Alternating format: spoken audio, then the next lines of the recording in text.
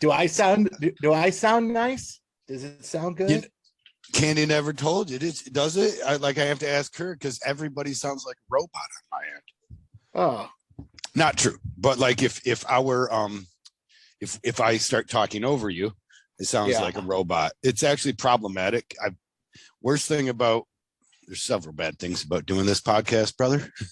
One of the worst, though, is hearing my own voice. Boy, do I hate that. The second worst, though, is recognizing the terrible, terrible social faux pas, conversation domination tactics that I employ. I was never aware of. Oh, Like, so I talk over people like just now, and I conversate, dominate. Like I've had you on now, right? We've you know what though? What have you said? Though? What? I was actually wondering if that was going to happen because you do talk like a machine. But I listened to some of the other podcasts, and it seemed like you gave people plenty of talking spots. I'm getting better as I recognize my flaws. Oh, there you go. It's terrible though to have to be presented with them. I can't edit this stuff down because I hate my voice. So you have a good voice for this though. So people tell me I don't know what's wrong with people. Yeah, well, nobody likes themselves. You know, that's just the way it is. I don't know, is it? There's got to be a couple like who? Kanye. Okay. Well, yeah, right? Yeah. Trump.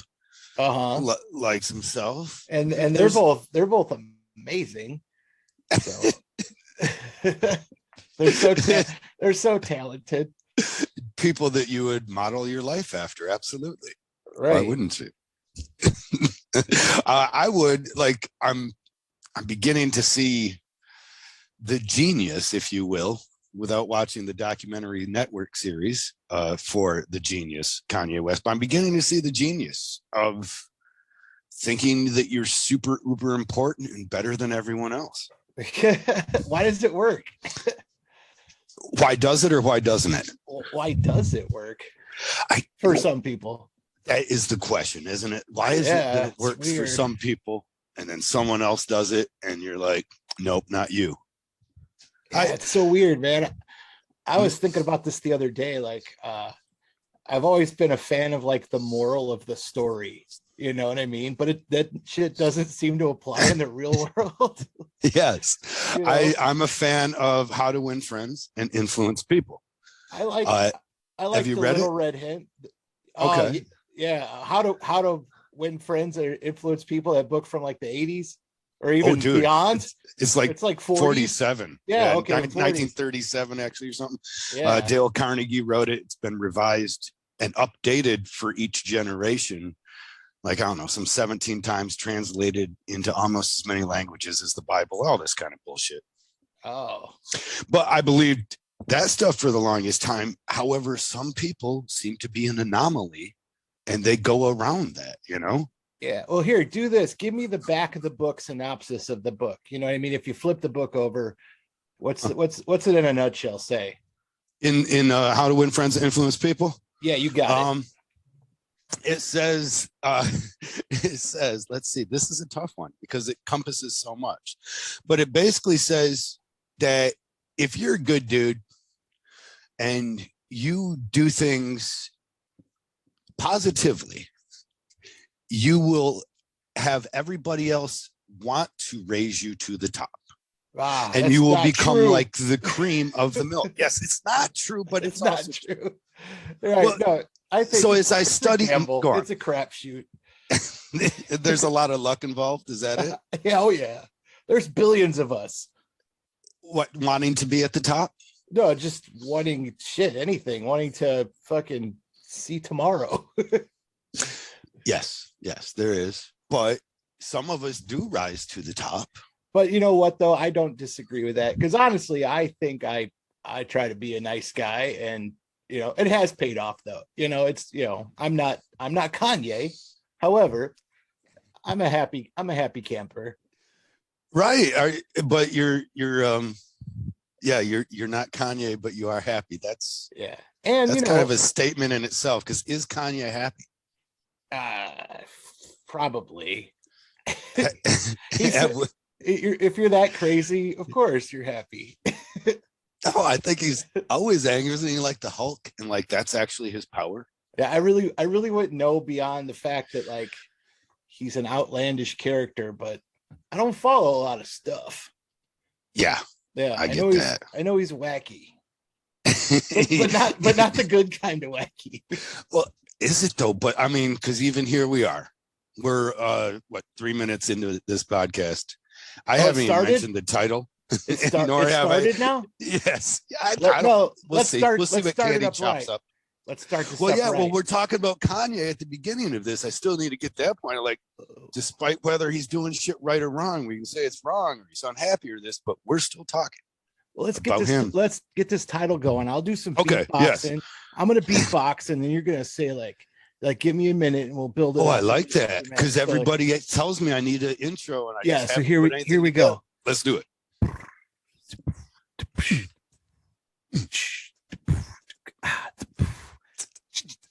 Hey, everybody. Welcome to Straight to the Point, completely off topic. You got your host, your boy, Kyle Dunbar, in the house with you.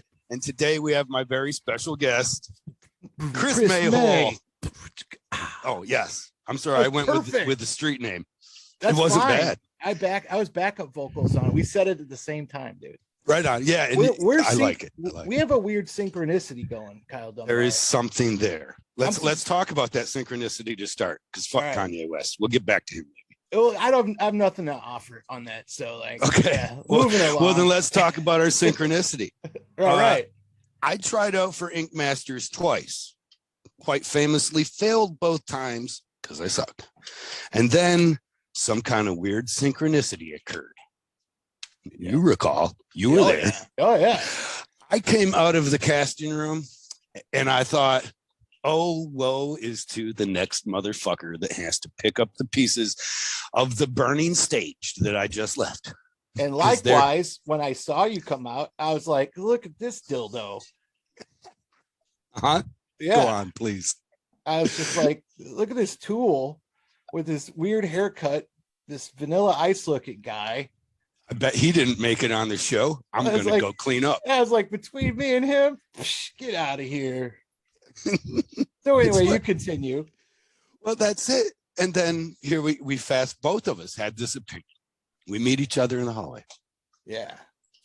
And I completely killed it. And I think you can't back it up. Who could? Yeah. And what's the chances of two people getting on the show and auditioning back to back? Sure, we'll be in the same room, but who's going to do the video back to back? I wish that we could have those videos, because I like picked up a chair over my head and was like yelling like a wrestler. It was awesome. Did you? Yeah. I never asked you about that. Did you know that I also took the stool and Jerry Lee Lewis it behind me? So both of us are on this show from some kind of prop antic. Exactly. So if it wasn't Ink Master, it could have been a wrestling show, which would have been really cool. Did you see? We got to get back to topic in a minute. But Did you see any of my Instagram pics of me wearing the Nature Boy Ric Flair's purple 41 pounds of purple sequins, feathered boa, and wizard sleeves? No.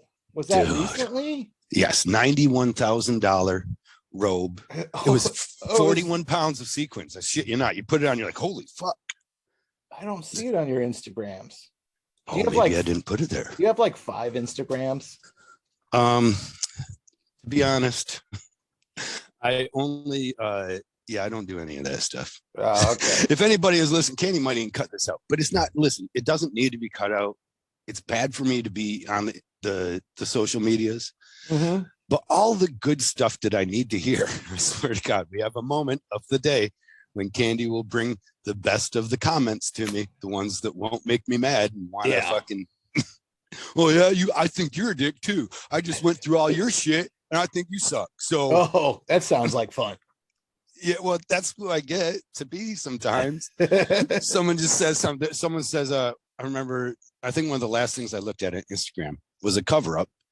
You know, now that you've been on the show and all that, people they watch your Instagram and stuff and they want to be on it, even if they tattoo you. So I did a cover up and it was just a simple cover up, put a rose over top of somebody's name or something, right? Yeah. And so I take a picture and I just push it up, put it on my Instagram, like, today's work. Someone says, cover up, Meh. Wow. That's all it took, dude. I was fired up. I'm like, suddenly I'm trolling through their feed, which is probably what they wanted. I guess I'm looking for, things that I can comment. Fuck, I hate your hair. Right. I guess that's where I benefit from my TV experience obscurity, because I don't get that. Like, I only recently, in all this time, I'd only recently got a weird email from somebody, like a bad one, after Netflix put them out. You're kidding me? Yeah, because I was like, why are all these people like hitting me up? This is weird. And then someone's like, oh, it's on Netflix. I was like, oh, okay, that makes sense. But yeah, one was like, oh, you crybaby bitch. Yeah, I was like, oh, okay. Thanks for that. Yeah, I thought it was great. I thought it was fantastic. Did you? Yeah, I don't get a lot of stuff otherwise though. You didn't immediately like harden up and like, I don't know. I'm watching football right now, cleaning my gun, bitch. Yeah, right. Come see me. Cash me outside. That's right. That wasn't you, huh? Okay. No, it was me sending that. That's from one of my Instagram accounts. As soon as I saw you were on Netflix, I was just like, fuck, I gotta fuck with Chris May. Fuck you, man. Crybaby bitch. That would be a really good name for like a check cashing place that you walk up to. Oh God, like a cash me payday outside. Advance. Yeah, it's like a payday advance loan. It's called Cash Me Outside. Dude, I'm with it. Let's entrepreneur this shit. I'm calling Kanye right now. Give me some money. Yes. Jesus. Yes, he is Jesus, isn't he? Yeah. Oh, we got back to Kanye.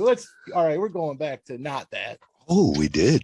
Yeah. No, but we said we were going to talk about it. All right, well, we didn't really finish the synchronicity because not a gravitational pull is what it is. But anyway, asshole. Yeah, he's got a gravitational pull like Uranus. Yeah, we're jumping around here like House of Pain. House of Pain. Jump around. Okay, jump. So synchronicity. I am sitting. I'm sitting in the hallway waiting for my turn, and then weird Kyle Dunbar comes out and sits next to me. He's breathing hard. Do you hear anything in there when I was going? No, okay. You just came out kind of breathing a little heavy. I thought maybe it was like a porn audition for a second, and I was in the wrong building. No, did I really come out breathing heavy like red face? Yeah, you were tuckered out, buddy. I was like, look at this poor little baby bird. It needs a rest, Okay. So there's that. We saw each other at the very beginning of this. Right. And both had the same opinion. My of the other person of getting on Ink Master was a little different because I was actually picked to do ink or tattoo nightmares. Okay. I don't know if I ever told you that part. No, I never heard.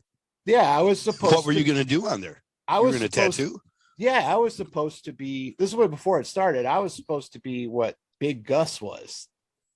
Oh wow! Yeah, that's his name, right? Big Gus. Dude, yeah. What that would have not left you in obscurity. No, for sure.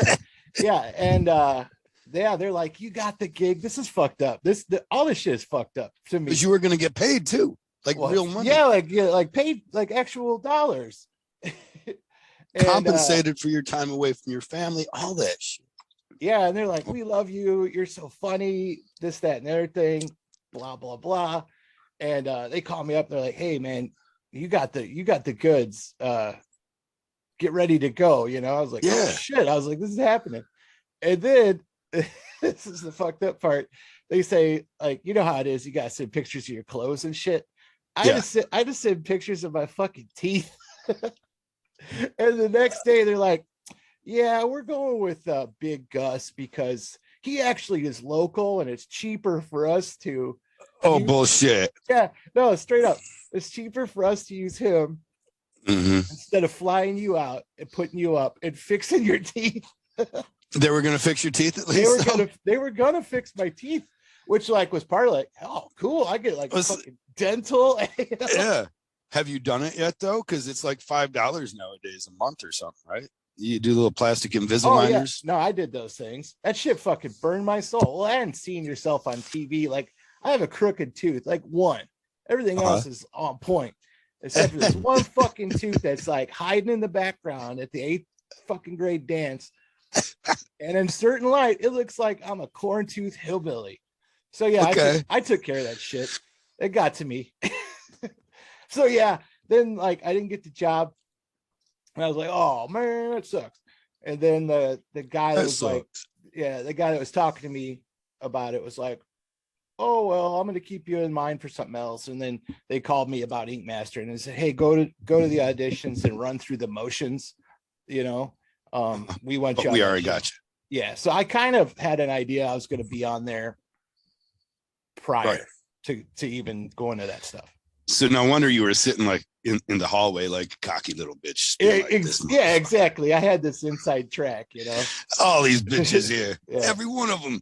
So you were already guaranteed a video interview then too. You probably didn't have to do the day before impress the person in the chair video or talk. No, I didn't have to do that. Hey, wait, real quick. What, yeah. Like, are we like, we're free and clear of all like the shit from the show, right? Like we're not, you know, like, I don't know, but they turned my stuff? text back. Yeah, I'm pretty sure. Yeah. Right? Well, whatever. They could suck my dick. That's what I like. Honestly, that is my very verbose opinion on the same is like, you know what, but suck it. Yeah. Like if there's anything that I'm saying that's against anything, then whatever your contract was written up was bullshit in the beginning. You can't, you know, right. What am I going to show that isn't already known or imagined? Yeah, right. I don't even remember what the legalities were. Do you? No. Oh, I think I read any of that stuff. Which you actually already fucked up the legalities. What's that? You already fucked up. You got a motherfucker fired. Dude, I did. You got Nick fired. You did it yourself. You went down there. You were like, Andrea, I really hate this producer, Nick. I'm going to go take a photo at a bar with him and his girlfriend. No one knows me or them. But when you see me post this on Instagram, you will have to fire me. I'm making that up, of course. But did he get fired because of me? Nick got fired. Oh, you didn't? You never heard about it then either. Huh? Yeah, he got fired not because of you, brother. I know he got fired. I was just like, what? Because I love that guy. My understanding, he was awesome. God, he was awesome. He's a cool guy. Like I follow his Instagram. He's cool as shit. Is he still acting? Yeah, he's got a beard and he's like living on a volcano and he's in a movie in Hawaii. Yeah, dude. Okay. Yeah. He had the talking about producer Nick or possibly Wrangler Nick. He was a PA, right? Production assistant. He was just like a grunt guy. Yeah. However, he was also an actor, so he was this kind of kept him, you know, in the right kind of elbow room, right, with people. So he was doing this wrangling, and he's like, whatever of it. But he's done that awesome Snickers commercial. Did you get to see that? Oh yeah, I saw that. Yep. I love that thing. And then he was he was shaved. Yeah, and we saw him with a big old beard. And then he did the Russian invasion, Adam Sandler and who's that guy from Deuce Bigelow? Rob Schneider. And Rob Schneider. He was in the Rob Schneider Moscow invasion of Hawaii or some shit, right? I don't even know what that is, but that's awesome. Yeah, it never made it anywhere. It's like they shot a little pilot-like movie or something. Like, this is kind of what we want to do. Yeah. And he was one of the, you know, Russian soldiers in there. All right. So we just went through his IMDb. Yes. And anyways, Nick took a photo with you while you were leaving. Yeah. And you guys, he took you out to the bar, met up with his girlfriend, right? Yeah. She was at the time, I don't know if he's still with her, but she was a ballerina in like some New York high-end thing, right? Of course she was. So you guys meet up. I don't know nothing about this, but you take a photo at the bar. And then you simply post that photo on your Instagram. And from that, they were like, yeah, nobody can know. And the thing of it was like, no one knew that you were on the show, right? Yeah. So it's not like anybody is following your Instagram to know that, but somehow it broke the fourth wall enough that they were like, Nick, you're going to be what we call the example. And we're going to get all the rest of these bitches in line. Yeah, they fired him. Oh man, and it was kind of because of me. Yeah, I don't think he was so hurt by it. I believe I got to see him after that. I know I heard the rumors enough that I knew it, but I felt like he was like, yeah, you know, shit happens. I ain't that worried about it. Because he was already one of them surfer guys that he talked about. He lived in Hawaii for a month without a house. Yeah. And he didn't get a home until one of his friends was like, well, why don't you stay over on my couch? And he didn't even want it. He was just like, nah, man, sleeping on the beach and surfing every day at break of dawn is awesome. Seriously, So, my heartbeat actually sped up. I feel shitty about this now. I don't think he was hurt by it, but reach out to the kid. Regardless, I'm just like, that's just how I am. What the fuck? But see, I think I have corresponded with him since, like here and there, nothing major, but for all I know, he'd be like, oh, hey, how's it going, asshole? Like, I don't know. Like, that's he was up. never mad at all at you. He was like, he was surprised at the bullshit of it, I believe. That's one of those things. In my defense, I would never have thought that for a second, that he would lose his job for being a cool guy. Jesus. Who would have? It was, I don't know who had it out for him. Might have been one of the bitches had it out for him. It was like trailing his Instagram, just waiting for him to fuck up. And she's like, you got to, because I'm calling it. Because like if I did, who knows? Wow, I learned something about Ink Master from your podcast. That's awesome. And it could all be bullshit again. Remember, I got that weird mind. It changes history. Yeah, of course. I was in my favor. Yeah. So when I won Ink Masters, Ink Master. Actually, Candy explains to me that she believes it is almost derogatory to call it Ink Masters. Oh. Because it is Ink Master. However, I think that my own observation after she explained that to me is that people who like myself have not won Ink Master. We don't give a fuck because we feel like we're all Ink Masters. However, the person who won, they generally always call it Ink Master. Okay. I guess that makes sense. See, I don't know, man, because like I have this problem. It's not a big problem. It's stupid. But like I do stand-up comedy. I think I told you that. Yeah, you know that. Yeah, we're getting to there, brother. Yeah. I meant to open up with some but it is derogatory. Oh, I think it is derogatory because these fuckers always put me on the billing as Ink Master Chris May, and I fucking hate it because I downplay the shit out of Ink Master. I really haven't. I have not. No, seriously, look at any of my right. I don't doubt you. Anything. But I never say anything about it. Not that I'm like hiding from it. I don't care that much because my experience kind of sucked. I feel I understand. Yeah. Because although my experience is different than many people's on there, and it was not bad in the end, but I feel I understand. And yet at the same time, after it came out on Netflix this time around, I was like, you know what? Nope, I'm going for it. I'm full on down. I'm drinking the Kool-Aid. Ink Master is the best show ever made. Okay. And I'm a huge successful part of it, even if they don't return my text messages. Dave, turn the motherfucker's text message. How many times I gotta ask you to be in my fucking podcast? I was on your shitty podcast. Oh shit, did I say shitty? It was okay. I was on your okay podcast, Dave. But Dave wasn't even. I was on there too. Were you on his Dark Matter, right? Yeah, we talked a lot about witches and crow's feet. It was great. Did you really? Oh, no. No. Did you go on his Dark Matter podcast? No, I did not. That was all a lie. I think maybe because I was traveling so much and everything was lining up pretty good about it. I think I was already in California at the time.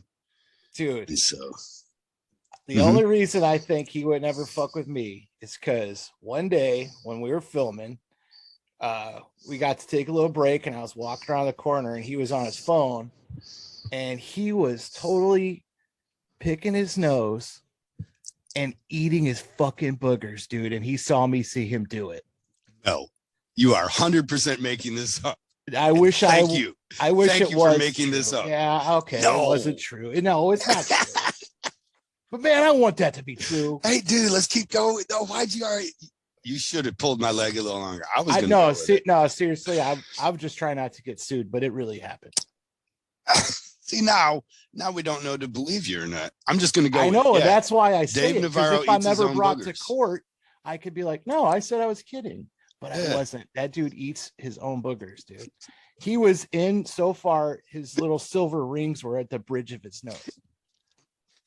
And they're just pulling it out and straight up slurping it like he just got done with some KFC. Yeah, dude. No, see, that's where I know you're lying, because he does not eat fast food. Nothing is finger licking good to Dave Navarro.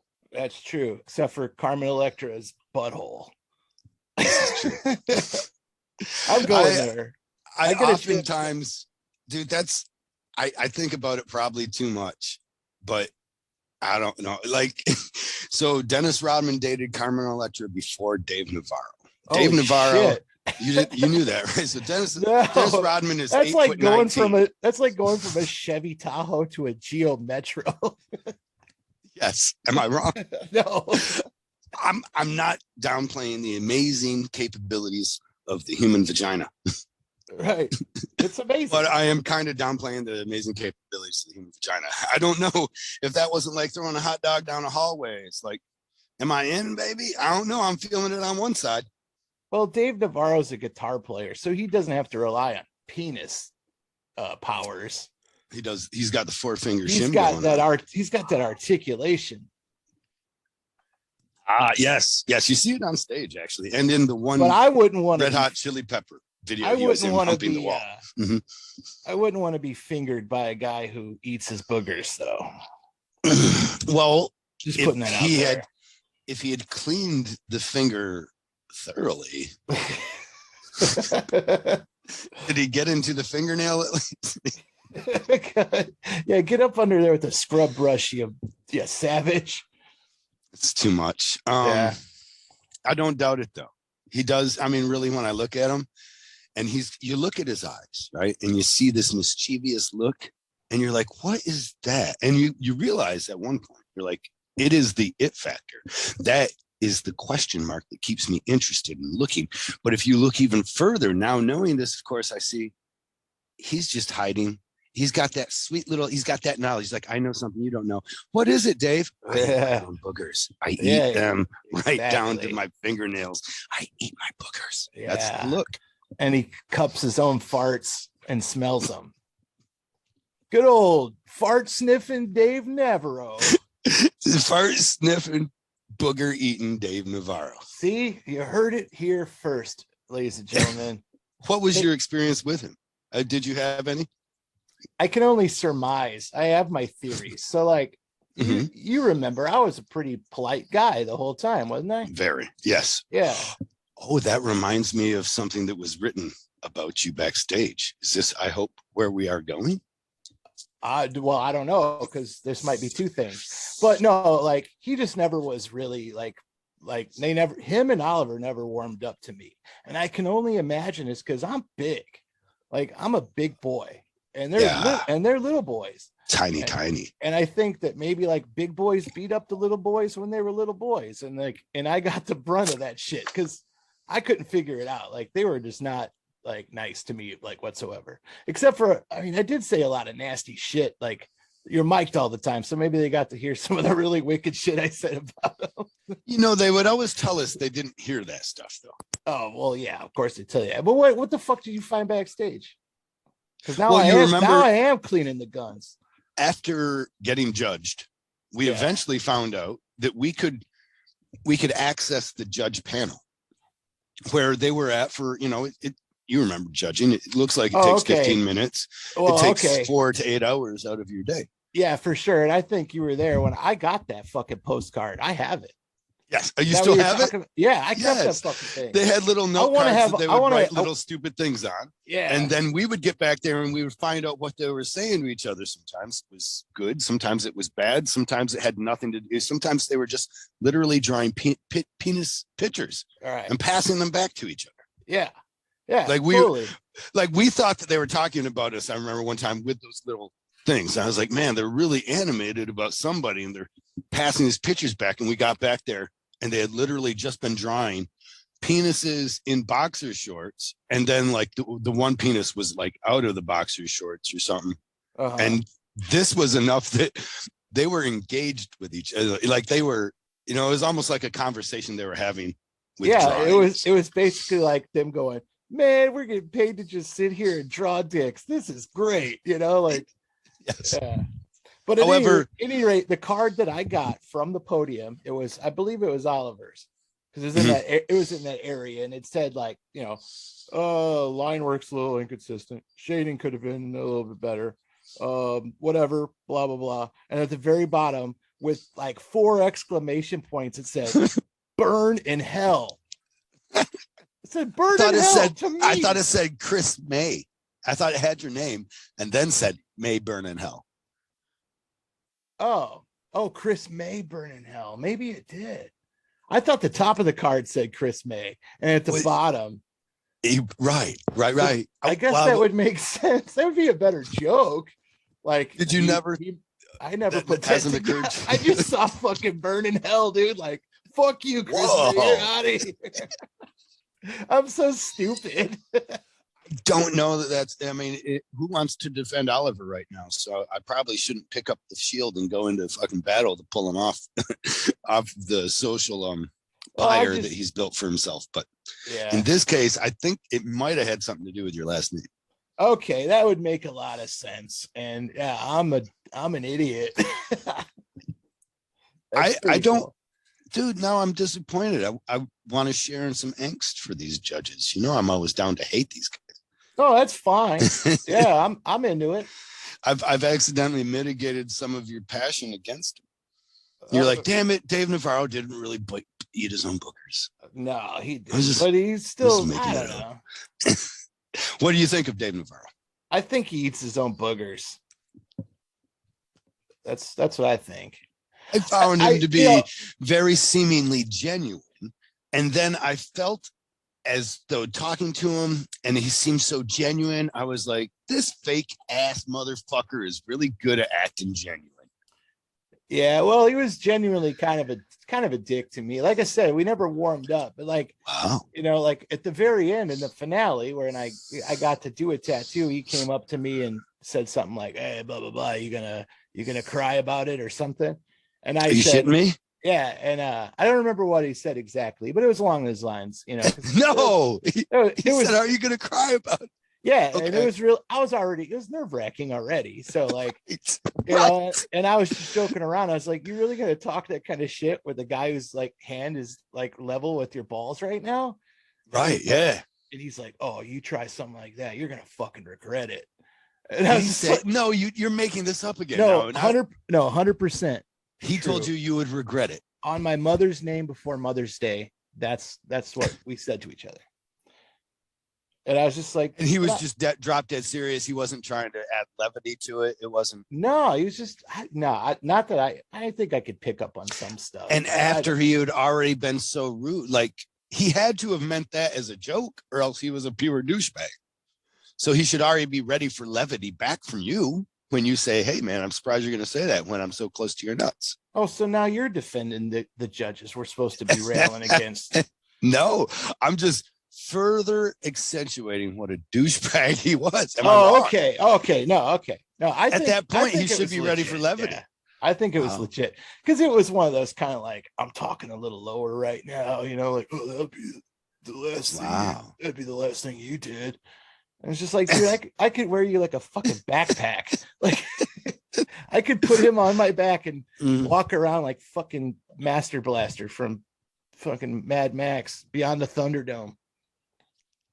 Yeah, but if you were to skin him and try and make a little lady suit out of him, you would need a lot more people. Yeah, it'd be more like it'd be like a caveman bikini.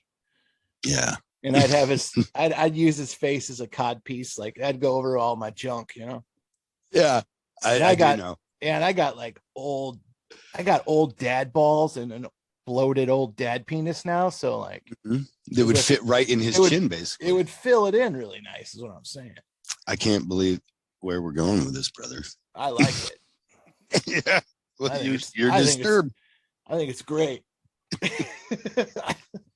I am legitimately disappointed that he is not texting. He has not texted me back actually since I took a picture of a truck and I sent it to him with a little caption that I thought was funny. And he must not have, but then I think of the lineage and I'm like, maybe he's friends with Marilyn Manson. Oh yeah. And Marilyn Manson was once married to Rose McGowan. Uh-huh. Rose McGowan was inappropriately touched by Harvey Weinstein. Okay. And then she led the charge. The hashtag Me Too basically was kind of built around her, coalesced around her story. Not that it was built on her. I know nobody, like, don't fire those arrows at me, but it was coalesced around her story against Weinstein, or at least had that as an outlet for the Me Too movement. So everybody jumped on that. Yeah. So now by proxy, I'm beginning to realize he had a close, I don't know, his circle, goes around Weinstein's. Well, I find a truck that's called Weinstein's Meats, and it's just got all these sausages on the side of it. And we're going through like Kentucky, or is a hill somewhere, maybe it's Tennessee. And so I just take a picture of it and I say, this motherfucker's getting his meat everywhere. Never heard a reply. I thought that was hilarious. And then recently, since this podcast has been so fun, that's not funny. I'm friends with Marilyn Munster. Don, I'm not your friend anymore. How could you? Now, he could have already blocked me prior to this, and maybe this is just going out unseen. I don't doubt Kyle, that he has to block people. This is our world right now. Okay. So, okay. Yes. So fuck this guy. That's exactly why he didn't write you back. Okay. That little. You're right. Pussy. Because he probably cried about it way worse than you ever even thought about. He probably, as soon as he read that text, he was like, I know Rose McGowan. Well, I don't know if I'm ready to make fun of anybody crying, since millions of people saw me do it. Well, he's crying worse than you. Is that not the caveat? It's yes. Is that not the chair? Okay. Yes. But moving on. I said, hey, be on my podcast. Like, people would love to hear me tell you to get fucked. So no, I didn't say that. But I can be decent. And if all you got to do is be a human, have a little bit of wit and a backbone, and certainly you would be able to stand against any of the slings and arrows that I might throw at you. Who the fuck am I? Right. It's easy to just go, okay, buddy. Yeah. And you can always cut it short. You feel better now? Yeah. Or be like, I still use one of his lines, and it's the way I think of him the most, actually. He was talking about, somebody explained, why they hated the show or how stupid he was for his judgments on the show. And he said something like, and my day will go on just the same. Right. That's because the producer told him to say that. No, he was like reading a Twitter to the judges together, and it was just an offhanded comment. And they're like, oh yeah, what'd you say? And he was like, and my day will go on just the same. And he was really proud of it. And honestly, I was like, I'm taking that, because that's probably the best way to deal with somebody that thinks they're fucking with you, Yeah, but let's not credit Dave Navarro for saying it. He got it from somewhere. We're all sure standing he took it from Nietzsche. Yeah. Hey, tomorrow's another day. Signed, Nietzsche.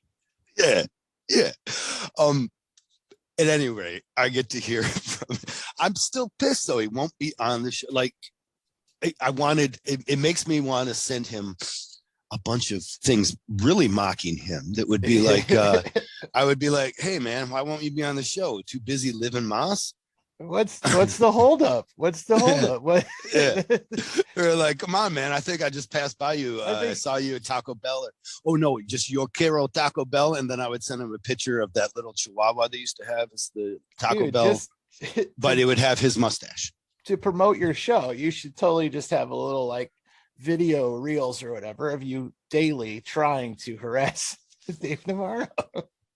Wow. Oh, you are. It'd be good. Yeah. And like, I should just move on the chain, really. Like, move up the ladder of like, because who the fuck is Nunez anymore? I mean, yeah, you're basically a troll at that point. Who cares? Yeah. Sometimes trolls are really funny. Right. Or it's fun to be.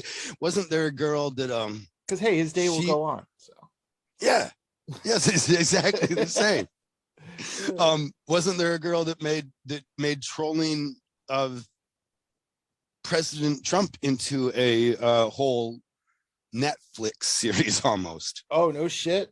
Yeah, she ended up on the Netflix for it. The shows she did was pretty bad on Netflix. I couldn't watch it all.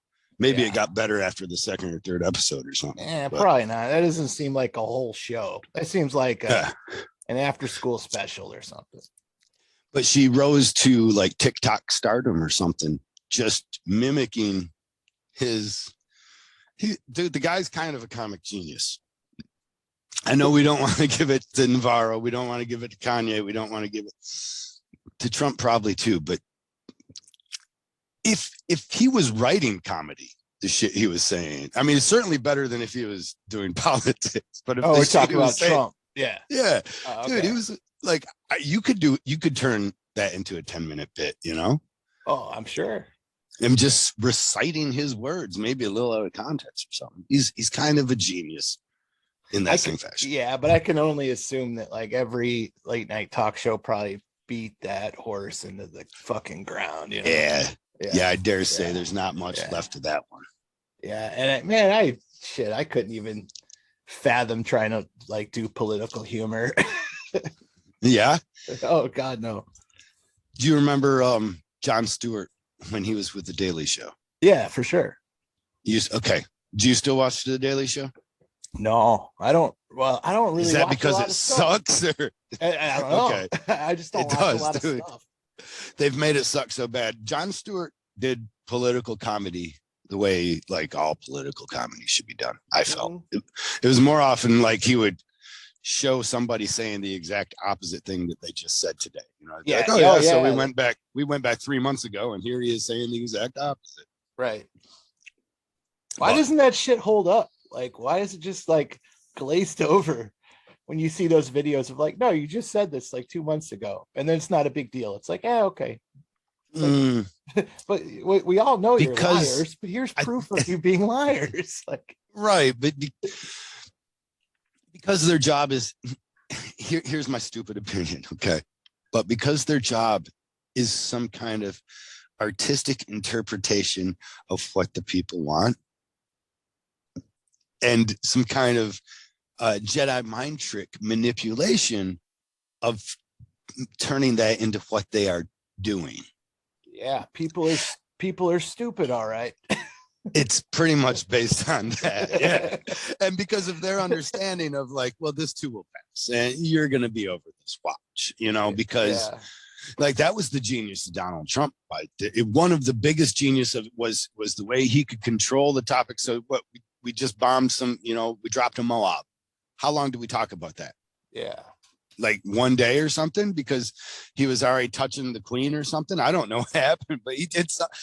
And then that also drew shit out. I was like, you know what? When he touched the queen, some people were like, that's a terrible tradition, stuff, reasons. Hey, and Kyle, I want to make I want to make a rule real quick. If we're going to talk any politics, let's try to do our best impression of Rush Limbaugh while we're talking about politics, Kyle. Oh, you realize Rush Limbaugh. I think I'm doing Rush, but let me go into one. I think I know better. I'm just going to go full on Alex Jones on you. Okay? There you go. You be Alex Jones, and I'll be Rush Limbaugh. So, Rush, how you doing, Rush? I'm just more curious about your opinions on the wonderful Donald Trump. Well, you're probably curious because of the shit they're putting in the water. It's making the frogs bi-curious too. Jeez, you just turned into Macho Man Randy Savage, brother. Did I? I'm going. Yeah. That's cool too. That was Macho Man at his full temperature. You know, Macho Man's more like a rolling thunder that comes up and it gets you. Yeah, like we were saying about Donald Trump. Yeah, I completely lost about that guy. Yeah, see, I did that on purpose. I derailed that conversation. Well, thank you. It's not anything that I wasn't trying to beat that horse anymore, really either. I was just mad at there was no temperature to give the guy some humanity on one side, and then the other side was to shove it all on him. There was no middle ground. Yeah. You know what I mean? Like that's Trump's the great uniter. He united you either to hate or love. Boom, done. All right, moving on. So what did we have that was interesting to talk about besides Trump? Oh, yes. Kanye West. Okay. Your other favorite, the other topic that you know so much about. Yeah. The genius of the Kanye West. Do you believe that he is actually orchestrating this whole divorce and this whole this Pete Davidson and Kim Kardashian relationship as just a means to further control our interest and make us talk about it. Dude, I have no idea what you just said. He's getting a divorce. You didn't know that? No. Okay, right on. I'm telling you, then I'm not lying when I say I don't fucking pay attention to any of this stuff. Like, well, but you do comedy too, right? yeah, So, but I talk about like my dog's dicks and stuff. Right on. Things that you know. I only talk about stuff that I know. Okay. All right. I don't know if I want to stay there. And it's usually about how stupid I am. So, like, yeah, right. Kanye West. I don't even know who Kanye West is married to. And that's not even a fucking lie. Like, who was it? What'd you just Kim Kardashian. Okay, so that's a pretty famous person also. Yeah, the most famous porn star ever. Okay. I know who that is. And I don't know what else to credit her for except for the Kardashian show. But that was only a show because of the porn that she had done prior. Am I wrong? Like, she's the best crossover porn star ever. Okay. Yeah. So now that you mention it, I did know that. I just didn't keep it in like the front of my brain, you know? Right on. So, it's not in the prefrontal cortex for you. And then you said that she had an affair with somebody. She is now dating Pete Davidson, your friend. That's the guy, fellow comedian who's from Saturday Night Live. Yes, your friend, dude. He's your friend. You have him on your speed dial. Don't fuck with me. Yeah, I do. Yeah. Okay. I gave him all of his cool tats. He gave you a writer cred for that show, that stupid ass show. I don't know what you wrote for him, but you must have tweaked some of his jokes or something. Yeah, I send him a couple of texts here and there. He throws it in. It's nice.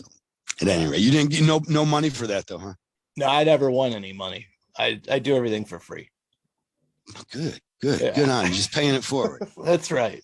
Nice. Right. So many people have done it for you. They've helped you up the same. I did do all of his sweet tats though. I did all of those. Dude, that was actually I'm sorry to hear that, because the next thing I was going to ask you was, why have you not advised him better about his tattoos? And now I find out you have a direct hand in doing them. Because tattoos aren't cool anymore. So you could just like get lazy and just draw little Lucky Charms on people's faces all day, you know? Okay. I don't think he's got a face sleeve. Not yet. I was trying to get him to, but he's like, no, I gotta make television shows. And I was like, get some makeup, you dingus. You know that Kim told him no face tattoos. Right. The only thing that goes on my face is this pud. You know what I'm saying? That's what she told him. And she even said pud. My wife has informed me that we are free and clear to talk about anything in third-party interviews after the show. I wasn't even worried about it though. But thanks for checking that in on that, Candy. Ladies and gentlemen, that's the amazing producer of the show, Candy Friedland Dunbar. Candy is the reason that this show is a success in any fashion. Candy makes me seem intelligent. I listen to her do it. She takes out all the uhs, and just that alone. Candy, since you are proficient with this, you got to make a remix of uhs. Just find some beats and then just add all the uhs to it. Don't even try hard. Just throw it together. Okay, she is in here. You got 30 minutes. She's laughing. She's standing next to me now, and now she's even telling me, like, you had me laughing, so I'm blowing right into the microphone, and she's like, stop. Is Candy laughing? Yeah. I'm not. My whole thing here is I am not going to be your most famous podcast by any means, but I'm going to be your best fucking podcast. God, dude. I'm not saying this isn't a good time, but man, I don't know. It's going to have to, you know what I mean? It's going to, that roller coaster ride. You're going to have to know more about Kim Kardashian, basically. All right. I'm going to look her up right now.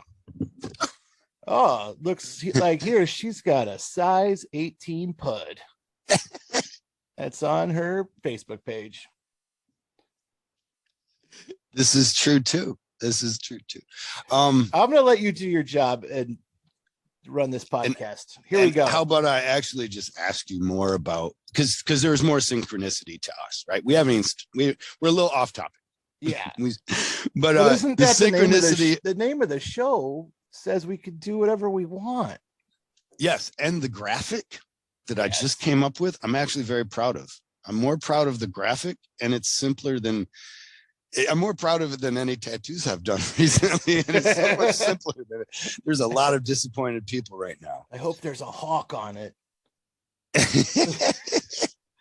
No wings. All right. It's really simple and stupid. It is just an arrow pointing towards the middle of a bullseye, which is actually a chaos symbol. Oh, there you go. Straight to the point, completely off topic. Dude, that's cool. That'd be a cool patch at Hot Topic. I was wondering how I was going to monetize this thing. That's what you're going to be Hot Topic famous, my friend. So please pick up your straight to the point, completely off topic. What would patch? Sew on patch, iron on patch. Yeah. At Hot Topic. You can iron it onto your manic panic red hair. Honestly, though, that's a really cool idea for a logo. I haven't seen it yet. Oh, well, thank you. Like I pictured it in my brain. It's actually pretty cool. It's not bad. I feel pretty genius about how simple it is. You did some thinking about that one. I did a thing. Yeah. But our synchronicity. Moreover. Okay. There we go. I'm just gonna cough. That's cool. Straighten in the mic because this moment. It's going in the remix. It's going in the remix. That's the remix. Yeah, that would be the beginning. My big weed exhalation. And 1, I'm into 2, 3. Synchronicity. You're gonna be the next Clucci. I listened to that podcast that you did. What'd you think of the Clucci podcast? I think it was like this one. It went all over the place. I'm hoping. I thought it was good because like I never really had a good vibe from Josh. Right. And it was neat to hear a little bit more perspective, but I don't think it really changed your perception. Yeah, I think it more solidified some things, but eased up on other things. Okay. Did it ease up on the amount of tension or angst that you might have felt towards him? I never really had tension or angst. I thought he was just kind of like I don't know, full of shit. Okay. Yeah. Right on. I don't think, but after hearing that podcast, I think he's less full of shit. What do you think about Clucci? Have you listened to any of the Clucci? Yeah, I did. Yeah, I actually followed him on the the TikToks. Yes. Yeah. And I think for what it is, it's okay. In my world, there's some things are mustard. Mm-hmm. I fucking hate mustard, dude. I don't like it. It tastes like shit. But other people love mustard. And I'm a fan. And I see why people like things. Yeah. and some things are mustard. Like sharp cheese and coffee. Yeah. So that being said, he does have the skills and abilities, and somebody out there loves that kind of music. I'm just not the judge for that stuff. But okay. Yeah. What do you listen to? Man, what am I listening to now? Yeah, what's the soundtrack today? No, lately I've been listening to a lot of Dr. Dre and Ice Cube. Really? Yeah, for real. I just like those guys' voices, man. Like, so it's not that rap isn't in your. Oh hell no! Yeah, it's just Clucci is not. Yeah, definitely. Like, yeah, that's not. But you hating on the Clucci, man? I'm not hating on it. I'm just saying, man. That's what you hating on the Clucci. Right on. Mustard's great for. So do you drink Guinness beer? No. Or is that like that's a thing for other people too? Yeah, I don't like it. I don't really drink beer. Okay, right on. Yeah. Well, moving right along. Our synchronicity. The thing I'm still trying to get back to. Yeah, you're better at off topic than me, man. All right, I'm gonna stop. The train is back on the rails, baby. We get there the first day. And we look around and we're kind of scoping out who's there. And lo and behold, it's that motherfucker that I passed in the seat. Exactly. And I'm like, it's that guy with the jaw. Did I have a jaw? You have a Do jaw. I? You have a very distinct jaw line. Wow. Yeah, it's Good. not bad. It's like superhero good. Awesome. I wish I had the cleft chin to really go with it. Then I'd be good guy superhero. Nah, you got a good old jaw. You got a face that should be behind a mask. I've got a face for radio, I've been told. Right. No, anyway, you're handsome. We're getting off the rails again. And then, yeah, we show up and meet everybody, and there's you and there's me. And what do we think of that? I think we ran across the room and engaged in the best hug in the world. Well, it was slow motion. It wasn't so much running. Right. We were running, but suddenly time stood still. Yeah, it was Chariots of Fire and all that shit. No, seriously, I was really impressed right away. I was like, wow, because I really did think that I burnt it down. Yeah, right. And I'm like, this guy's got something, man. And so it was exciting. For me then, though, the synchronicity builds because I'm in my booth. Josh had just come in and told me that he was the best tattoo artist there. Yeah, he told me that. Yeah, he told me he was the best. I think, okay, yeah. And then you came in and like, dude, I didn't really know how I was going to take you, but I've been listening to your soundtrack now for the past few minutes. And I'm like, dude, I'm down with all this shit. Like, I think I was listening to a lot of my childhood type stuff. I was listening to Ozzy Osbourne, Dio, Faith No More. I didn't put on any Jane's Addiction purposely, although they were part of my, but I felt like that would be pandering. But are we the same age? I'm pretty sure I'm 47. Oh, okay. I'm 46. So yeah, I'm still a little baby. Right. But these were things that you obviously also had around your youth as well. Am I wrong? Oh, you're not wrong at all. And we gravitated towards each other as a result. Yeah. And then I find out that you do stand-up and that you've been running stand-up shows even in Chicago. Yeah. But moreover, I'm super impressed because of my understanding of Second City and that you were almost on Second City's like video shit, right? Like you were going to have, and then they disbanded Second City. Yeah. They just got rid of the video thing after we there was this like weekly, like exercise where you had to make a video in a week and it had to be 2 minutes long. And we crushed it like 9 weeks in a row. And they're like, hey, we're going to put you on the Second City's website for shorts or whatever. And then a week later, like, yeah, we're not going to do that at all anymore. And we're like, fuck you. God damn it. There's so much work. For nothing.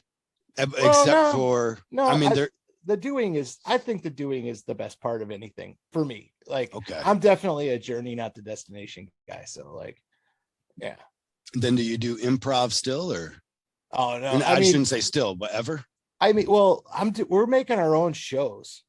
So like in that respect, yeah, it's mostly improv. You know, we've been making these stupid shows for a little while. And so, yeah, it's not in front of an audience, but it's still like, yeah. I've seen your news. I've seen a show that you had with comedians getting tattooed. At the same time as trying to give their jokes. Yeah. Which was genius and hilarious in its thought. Oh, and then as you listen to the guys stumble through their jokes because they're in pain, you're like, I don't know if this was the best idea. Is that still going on? You still got people? No, because the it's a great fucking idea. It was, and at its moments, it was hilarious. But it was really just getting like good comedians to come and do it. Like, you know, so I would get a lot of open micers that would be like, yeah, I'll do it. You know what I mean? Not that they're like, they were just not polished. Exactly. Yeah. And I was just like, whatever, let's do it. So, yeah. But I guess that is kind of the the beauty of it is it makes a bad act much more tolerable. Right. And like, then I would try to like in every episode, I'd try to have it a different theme. Like the host was a different character. There was like a story to it. So it would break up like just how bad some of the comedy was. Yeah. So what are the skits that you're making then? Because the one I'm not familiar. I've seen your news skits. Is it the same? No, this is different. I've been throwing little teasers out there. It's like completely stupid. But it's fun. It's me and my buddy since like 7th grade. we're making a sci-fi show, and it's like a choose your own adventure. So like you'll go a little bit and you'll get some options like, hey, you're gonna go down here, or you're gonna deliver this package. And we're basically like like when you leave junk out on your curb and like some dudes in an old shitty pickup comes and gets it. And they'll also clean your gutters and like answer Craigslist ads for that shit. It's basically why you beating on me like that, man? Come on. But it's basically like that, but it's two dudes in space and they got a shitty spaceship. And okay. Yeah. And they'll awesome. Pull up and they're just out there sifting through space junk and debris floating around different satellites. Yes. Or yes, right. That is part of it. And there's robots and monsters and kung fu and like it's a lot. Like it's pretty much the only thing I care about right now. It's so much fun to do. And like I said, it's the journey, not the destination. Like what is the production value of this? What do you mean? It's got kung fu and it's got robots and yes. You got you just making cardboard robots and spray painting them silver or something? Well, some, don't use silver because if you're using a green screen, you're fucked yourself. But yeah, I've learned a lot of things the hard way. But like everything's been out of trash. Like we went to a junkyard. I tattooed a guy at a junkyard. He's like, oh, you can have it all you want. So I filled a wagon full of shit. And we built a cockpit for the spaceship. Like it's like a full-blown set for this, like our actual spaceship. Where are you warehousing this at? Is it at your shop? He's got my buddy Joel. He's got a workshop underneath the local skate park. Okay. We had an indoor skate park in this old theater. It's called the Fargo. It's awesome. So wait, but then you can't film anytime you want because otherwise you got wheels. Oh yeah, and you'll hear them in the video because like whatever, okay. That spaceship sounds, baby. Oh yeah, it is. Yeah. Do you guys ever, like, if people are wiping out, do you ever be like, oh, turbulence or space debris? Yes. Man, I wish I could show you some of this stuff. Well, I'm going to check it out now. Yeah, now you have to. And I need to come out too. Just I mean, you're not apropos to having me out again, I hope. Oh, but, absolutely not. We want to come out to that town again and to see if we can't have the same experience. Candy and I went into your local sex shop, just to get sex shop stuff, but completely couldn't because dude was like, dude, are you Kyle Dunbar? Really? Yeah. And I was like, oh, I guess I can't I did keep looking at these dildos. I did promote you pretty well before you came out. It was you. Yes. Yeah. Thanks. Yeah. Now I couldn't get your grandma's asshole 3. Yeah. Damn it. I'm ruining things for everybody inadvertently, I guess. I got Nick fired. You didn't get the butt plug you wanted. Yes. Damn it.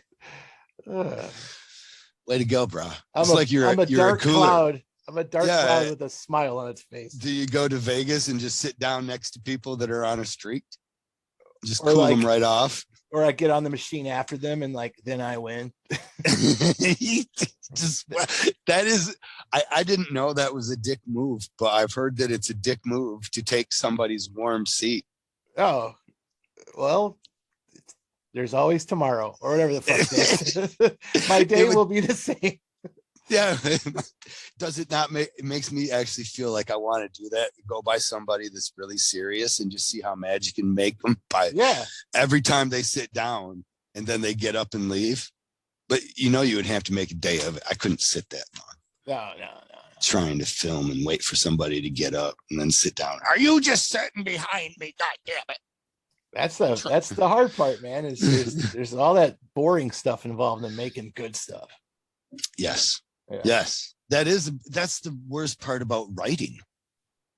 Mm-hmm. Are you guys writing this or are you doing improv with No, we're writing it now. Like when we started, we were just making it up. And if we painted ourselves into a corner, we're like, hey, it's space. And anything can happen, let's. Would you could implode and go to a different parallel universe? Yeah. Exactly. Where you guys never followed that direction prior. Yeah, there'll be a lot of that stuff. Well, that's the writing has to be the boring part then. No? Yeah. Sometimes. Or is it the fun part? Are you guys writing it together? No, it's the actual physical job of moving a pencil with your hand. It sucks. You are not wrong. And then No. spoken, and everybody's going to say right away, they're going to be like, well, just get that app, transcribes it, problem solved. Have you tried that? Yeah, I mean, to a certain degree. But that's terrible too, right? It man, misinterprets words, and then you get lost in like, well, what was I saying? Because I got to try and figure out what it said here. It doesn't have punctuation, and so it's that was off, you know. Yeah, that, and I'm just chaotic. Like, I mean, how many junk drawers do you have in your house? I think I've got one, or I've got a couple in each tool one. That's it doesn't really junk drawer. In my life, I probably got like 10 junk drawers in my life. You know what I'm saying? Like, what the fuck is that? Like, and then it's like, so I'm saying I'm not an organized person to a degree, to function and support a family. Yes. But like because I got to. How many cups of fucking like weird pencils and screwdrivers and odds and ends do you have? I got like 5 of these in my life, man. No, I don't know that I have any cups of. Aren't you Are you still a nomad though? Are you guys living in a house like real people? We went real minimalist for a while, but now we're in a house, and now it's chaotic because my living room is exploded. Yeah, because I'm fixing that. You need a junk drawer. You think that would save everything? Yep, I'm here to tell you, man. But you're talking of it as though it's not a benefit to your life. It's not. I'm trying to justify it. It's not working. You're like a one-legged man being like, cut your leg off. You can get really good parking. Dude, I kind of am a one-legged man now. Because of the junk drawers? No, diabetes. Dude, don't fuck with me. Nah, seriously. Yeah. You didn't lose your leg. You're fucking. I was close, and it's not out of the realm of possibility. Dude, do not lose your leg. It's not fun. I'm trying not to. It's being held together with like a fucking rod and a bunch of screws right now. You do really have diabetes in a fashion that you're not circulating good enough to keep your legs living. Yeah, I'm going to attribute it to years of smoking cigarettes, which I don't do, and I quit before I was diagnosed. But hey, any of you listeners out there who smoke cigarettes, give that shit up right now. Do yourself a favor. Take it. But you're not obese. Nope. You're not. Don't have what is your diet? You're not what you think has led to it, or it's got to be the smoking, dude. It's got to be. Really? Yeah. It has to be. Because like I exercise. What about hereditary? No, not really. I mean, yeah, my grandpa had it, but it was type 2. But he was kind of, he was a thick old man, so. Well, you got almost type 4 then, or type 2? Okay. I don't know if there is a type 4. Is there? I don't. I'm sorry. I think there's only 2. And okay. Yeah. I don't know. I like, because I never know what candy will leave in or take out. And to me, that's hilarious having to think about that. She might make me seem smart right there. No, you leave that in there. You just never said that, Kyle. That just never happened. Well, why would you know? You don't have diabetes. My grandpa lost his legs over the stuff, but I believed it was, he was manic, and he did a lot of, but he would, when his shoes wouldn't fit because of the diabetes, his legs would swell. And then he would leave the house in Michigan weather, cold winter weather, and go and make himself a nuisance at the churches locally until they would kick him out. Damn. But in doing so, he got his legs terribly infected until they eventually had to be cut off. Yeah, it's an issue. Well, for me, like how I found out was like, my feet just started like being numb at the tips of the toes. And I was like, this is fucked up, and like, and like this was years ago. I went to the doctor, and they're like, you have a bulging disc in your back, because I was doing powerlifting for a while, for whatever reason. Stupid. And then I never went away, and then eventually I got blood tested, and they're like, you're type 2 diabetic. My A1C level was like a 12, which it should be like a 5. Did you have a bulging disc? They said it was minimal. And I don't think that was actually the case. I think I fucked up my back, but I think that there was other factors in play here. And you're more than double the what level was that? The A1C level. A1C level. Yeah. You're double that. Almost triple. The recommended daily allowance of A1C. So couldn't you just cut that out of your diet? No, it's like a level of like crap in your blood. It's just a measurement of your blood's, not like your base. It's like your base level sugars, not your like fluctuating ones or whatever. I'm not totally sure, but yeah. So they're like, hey man, you got to be careful with wounds and because you don't feel your feet very well. And you can stub your toes. Yeah, and I was in kung fu class, and prior to kung fu class, I was running laps around the gym, and I was like jumping up and trying to grab the net, like I still got it, Jordan, I'm 6'6", and I think I just landed on my foot wrong, and the next day it was all swollen, and I went to the doctor, and they x-rayed it, and they're like, oh, it doesn't look like anything's wrong, and then they sent me to this is like over 4 months, and they send me to another doctor, podiatrist, and he actually does the x-rays while I'm standing up, and then he sees like all the bones are like smushing around in there, and he's like, oh, that's gonna be some surgery. So yeah, they cut it open, they shortened my big toe, there's a big rod from my ankle to my foot. I walk like Fred Sanford. I have a handicap plaque, which is actually pretty dope, I gotta say. So you are a one-legged dude telling me, dude, the parking's really good.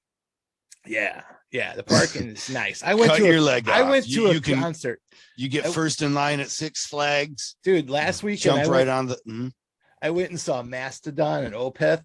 I got to park right at the front fucking door. Yes, and I got to walk past everybody else in line, go up and sit in the VIP section. That's where the handicap section was. So oh my god! Yep, it's got its perks, baby. Let me tell you. I'm Dave Navarro status here. No big deal. But yeah, Dave can't use a public restroom either. In some handicap places, or some places don't have handicap. Actually, just like Dave, you get a special and you can just stand outside the handicap stall if somebody's using it, and then look down on them when they get out. Exactly, dude. Exactly. Like you're not even handicapped. But of course you don't look like you're handicapped, so actually you just look like a dick doing that. Yeah, until I walk, you can tell. But like I got to yell at a guy that was in a handicap spot. It was great. And my wife and daughter were there. I was like, oh, I gotta yell at this guy. And they're like, don't do it. And of course I'm gonna do it. So I was like, hey, move your damn car. And I pointed at the placards like it's all like authority, It's awesome.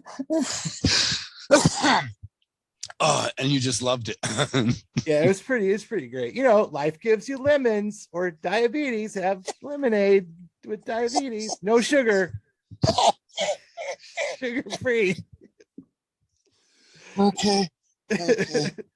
Well, let me slow down a little bit. So I'm visioning this because it is the funniest thing in the world to me, because I feel like I see both sides, except, to be honest, if you are parking in a handicapped place and you're not handicapped, really kind of fuck you. Right. And it was an inconvenience. Was there, so all handicapped places were full. Sometimes you see 36 of them. Yeah. Until you're handicapped, then you're like, man, these motherfuckers took up all the handicap spots. Does it cause I wonder. I don't think it does for me. Sometimes maybe it does. I don't know. Cause a schism.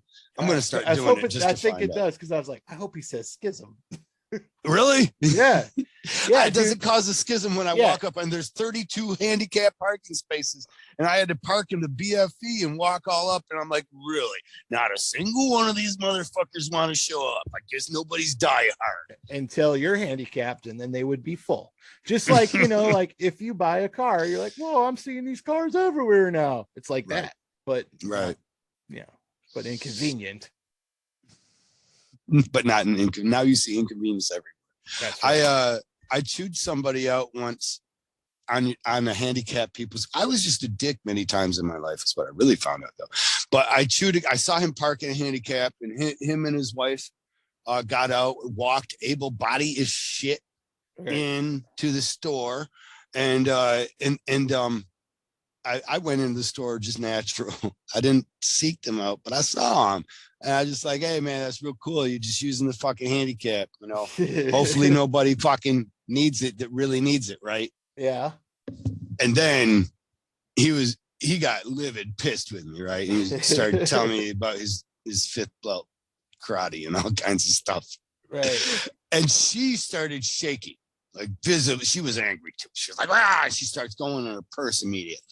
Ah! And as she's bitching at me under whatever she says, she pulls out her handicap thing and hangs it up in my face. And it's like, I'm like, well, that's kind of the problem you get with not identifying, fucker. That's right. Hey, I'm just doing my job, just doing a safety check here. When I really take myself out and I look at it just omnipresent third person, right? And I see that whole thing, I'm like, yeah, kind of fuck you guys for not putting up the thing. Sure, maybe. Yeah. Fuck you, Kyle, for looking for such a problem. But at the same time, fuck them for being so mad at you when you were actually doing the service of some imaginary sorts to them, or at least providing the stigma that you want when somebody does inappropriately park in the handicap, because those are for people. Kyle, you were trying to be Batman, dude. There's nothing wrong with that. You were trying to do the right thing. That's why several times in my life there's been something wrong with me being Batman. You got the jaw. You got the jaw, baby. So synchronicity. Are we supposed to talk about Ink Master? I didn't know if people want to listen to your show. We got to talk about Ink Master some more. I think people are getting the idea that they're not just going to hear that. And I hope who would want just that? Like, that's really? True. No, I wouldn't. But like, I wouldn't even want those people that, and they will listen for the amount that they listen. You said you were drinking the Kool-Aid, the Ink Master Kool-Aid. So let's do it. Well, you got some notes there? You got some notes? What's next on the notes? You know what? Candy gave me nothing.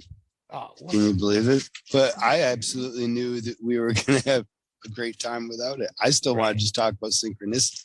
We end up being on the show in the Shark Tank together. Yes. So bringing it all back around. I meet Kyle at the very beginning before the show. And this is all just when I'm cutting you off. I'm just being a dick too. So Candy won't have to figure she's going to cut this out. But just as she comes in and writes some shit in front of me, that is basically just what I'm asking you about now and cutting you off from saying, I don't care, man, I'm bad at my job. So yeah, we met in the hallway at the very beginning before the show even started as hopefuls, and we ended up sitting right next to each other at the very end doing some tats. Which didn't make any sense to me at all, but what the fuck ever. Why didn't it make sense to you? Why was it me?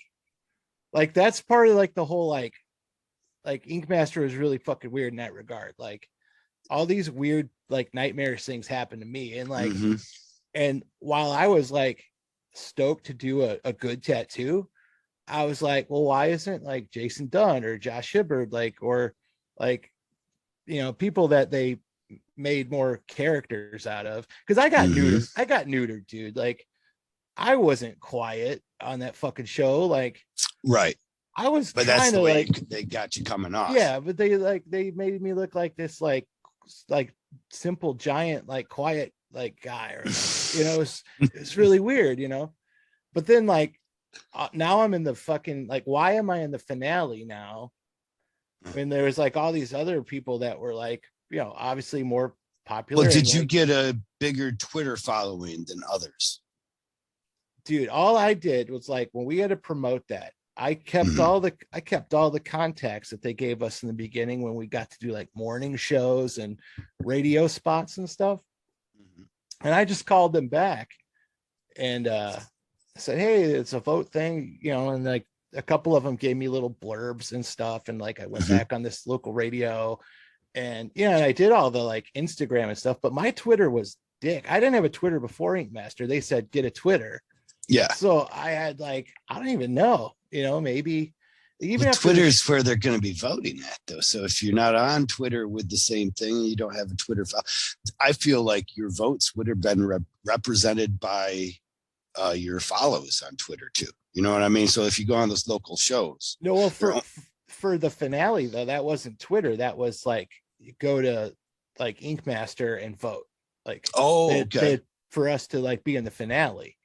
But as far as like you or I winning, that was all Twitter, which like I never got on that Twitter train like at all. Like, I still don't like using it because it's dumb. I'm visual. I like Instagram. It's like a magazine that I made, and I can see what I want and fuck everything else. You know what I mean? So, Right. yeah. People's opinions I could give two shits about. Well, but yeah, I'm saying, opinion, like, why was Mhm. I there and not like all these other people that had shitloads of fucking fans and followers and got to be cool characters that, were weird or mean or whatever. And then I'm just I this, really thought it was going to be Josh of some sort. yeah, I thought Josh or Craig or Jason. Craig was in the lobby in the morning to see who it was. Yeah. We all figured I was going to be in there because it just made the sense. Or you, and I thought by the amount of exposure that I had. I mean, it seemed like they gave more time to vote. You couldn't vote for people once they were off the show, right? Yeah. So I had an extra week at least of voting. And if you were already voting, you would probably, and the person that you were voting for gets taken out, you would probably vote for me, right? Right. So that, to me, that means I would have had the exponential chance because of the extra week that I was on the show. It made sense that I would be there. And then it was kind of like, I think a lot of people were curious who it was going to be and relatively surprised. Oh, who wouldn't be? I was surprised. You know what I mean? I was like, what do you mean? I was like, how is that even possible? And like the guy's like, oh man, your numbers have been going crazy. Da, da, da. It's like, okay. But while I was leery of the whole thing, I was like, well, there's a lot of shenanigans with this fucking shit anyway. Right. So yeah, I'm a sacrificial lamb, I guess. You know what I mean? Or whatever. I don't know. Did you imagine it to be like that? Well, when you look at it after the fact, I mean, look what happened to all those people that should have been against you. They went on to be on the show like fucking 5 other times or some shit, with like redemptions and holiday specials and other, like how many times have they called you back? I went to do the redemption. Mm-hmm. And my fucking my life story here with like all this like near misses. Yeah, I get there and they're like, oh, the guy bailed. He said there's a family emergency that I was supposed to like be redeemed from. And they're like, so you could stay in New Jersey for 3 days, or we could fly you back home. I was like, yeah, give me home. I was like, I don't want to be here. You stay in the hotel for 3 days. Yeah, in New Jersey, or not even. It was Newark, right. New Jersey, which is New Jersey. Yeah. Was it the DoubleTree at least, the chocolate cookies? Dude, I don't know. I remember I walked down the street to a convenience store and I felt like I was in like a weird 70s movie where there was trouble around every corner and I could have been violated. It's crazy. But yeah, it's just another one of these like weird near misses and just like shit like that, or like, when you're on the show and they're like, and you're being judged and they're like, well, it's basically like a 3 strikes you're out rule. Did they tell you that? Well, that wasn't true though. We saw Josh. No, it absolutely wasn't true. And like, like by the time I was in trouble, shit, in my opinion, Tattoo Baby was like fucking up dumb shit left and right, but they never said anything. You know what I mean? Yeah. That's one of the worst. I felt like she, it's funny. You can't take yourself out of it. Like my own cognitive biases that would be playing, but I always felt like they were being nice to her, and not everybody. Many people have told me that they were very hard on her. They themselves thought that they were very hard on her. Bullshit. Okay. Well, case in point, worst day of my life, honestly, worst day of my life, which is why I cried, was the day we had to build tattoo machines that, and Seth Sperry was there. And like, it was like a nightmare, like it was like a nightmare of like walking into high school with your dick out, but it was a real one. It was like, I'm like, this is really happening to me. Why is that? Because you liked Seth, you respected him that much, or was there other reasons why? Or? Well, it was like this culmination of things. Like, why did it have to be barcodes? Like the turdiest of all turd tattoos of all time. Like, seriously, you picked fucking barcodes. Like, we had this 90s theme, like 80s, 90s theme on our fucking thing. We did what? Cover-ups, barcodes, Celtic knots, phoenixes. It was like a biker rally, you know what I mean? From like 92, like Boogie presents, biker tat con. It was like all this kind of theme shit. I was going there hoping like, man, I'm gonna draw something cool. I'm gonna, whatever. They were like Phoenix. Yeah. And so yeah, when it's all said and done, and it was fucked up too, because like the reason I fucked up, everyone's got like their reasons why things didn't work out or whatever, but there's always an excuse. But this guy wanted the fucking thing like visible, and I was like, this tattoo's stupid. Let's put it somewhere nobody will see it because it's a fucking barcode and it's dumb. So I told him to do it on his inner arm, and we only have a certain amount of time. Try to get through this quick. And so I put it on his inner arm, and I go get a fucking armrest to, flay his arm off to the side and stabilize him. And I get it wrapped up, and one of the producers like, oh, you can't have that. And I was like, what do you mean? She's like, we don't have enough for everybody, so you can't have that. What? Yeah, dude. And I'm like, when you called me, I said, what do I need? And they said, we got you covered. And I was like, cool. Otherwise, I would have brought the fucking armory, like shit. Right. My station's a little robot, dude. It's like Johnny Five. I could have just brought that and been. I had never heard anybody else told anything like that. Like, right. Not everybody was using one. So what sense does that even make? Right. So I wait till there's a conflict with it. Exactly. That's what I said. And I was like, nobody needs one. So I had to fucking hold the guy's arm looking like a goddamn dildo. Which producer do you recall? It's kind of a blur to me, dude. I don't remember which one it was. Right. Yeah. That's a cunt ass move there. Yeah. I think there's conspiracy of some sort, but and that's the kind that I would easily believe. Okay. But they would work against people in a fashion like that. Cause you gotta know that armrest is going to make that tattoo 80% better. Like 20, he's going to suffer 20%.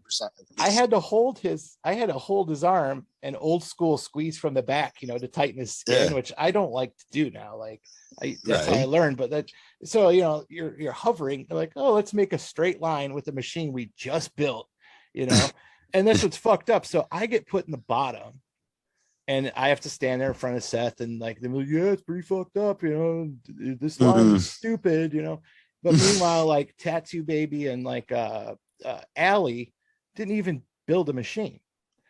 It's like, why am I at the bottom when two other people like didn't do anything at all?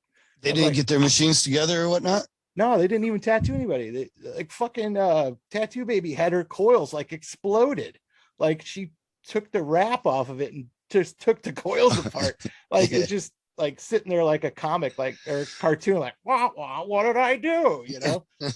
And they're biting their nails off trying to like put a machine together. Right. So that was like, that's kind of fucked up, right? I'm like, why am I in the bottom when I did the thing? And those people didn't, and there's just shit like that. There's shit like that. Weren't they in the bottom as well or not? They should have just been the bottom. Like oh, you know what I mean? Pulled like someone else in there. They're like, we got to make you have a bad time too. Yeah. And I was just frustrated, and that's part of why I cried. That, and it was just like annoying. I just sleep in a fucking kid's bed. Those fucking little IKEA beds. My feet are hanging off like I'm a hillbilly. They're not the best for someone your size at all. They were making no special accommodation. They were like the airlines there for you. Yeah. There's like, so you're tall, huh? Yeah. There you have it. I was ornery. at the moment, so. How do you like flying? To get off topic. Okay. Yeah. It's I just met Papa Shango and he was like, fuck flying in coach. It's really uncomfortable, and I always try to get that emergency seat, because then it's at least bearable. But yeah, it fucking sucks. Right. What's the deal with airplanes? Why are they so small? What's the deal with passengers? Why are they so big?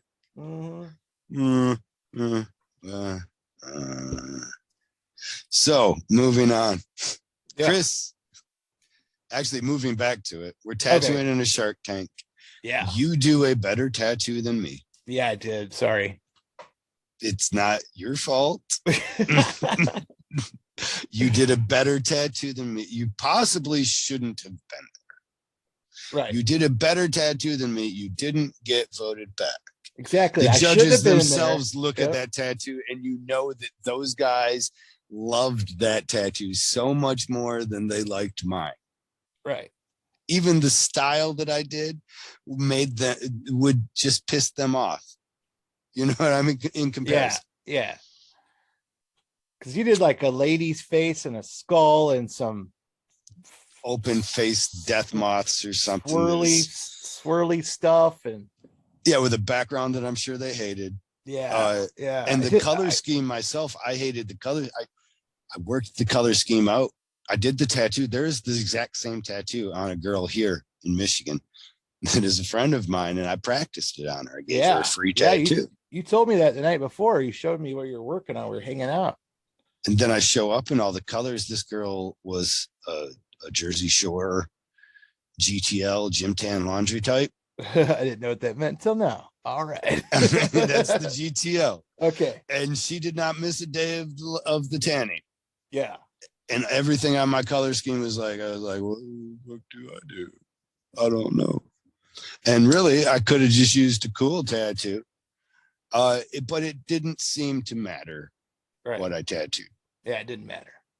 Whereas me, like, I mean, I had a drawing ready. We were all supposed to have drawings ready, you know, even though I was like, oh, it's a waste of time. Well, at least I'll do it at home, you know, I'll have something to hang up on the board. And I forgot where I was going. I ate an edible and it's starting to work. No problem.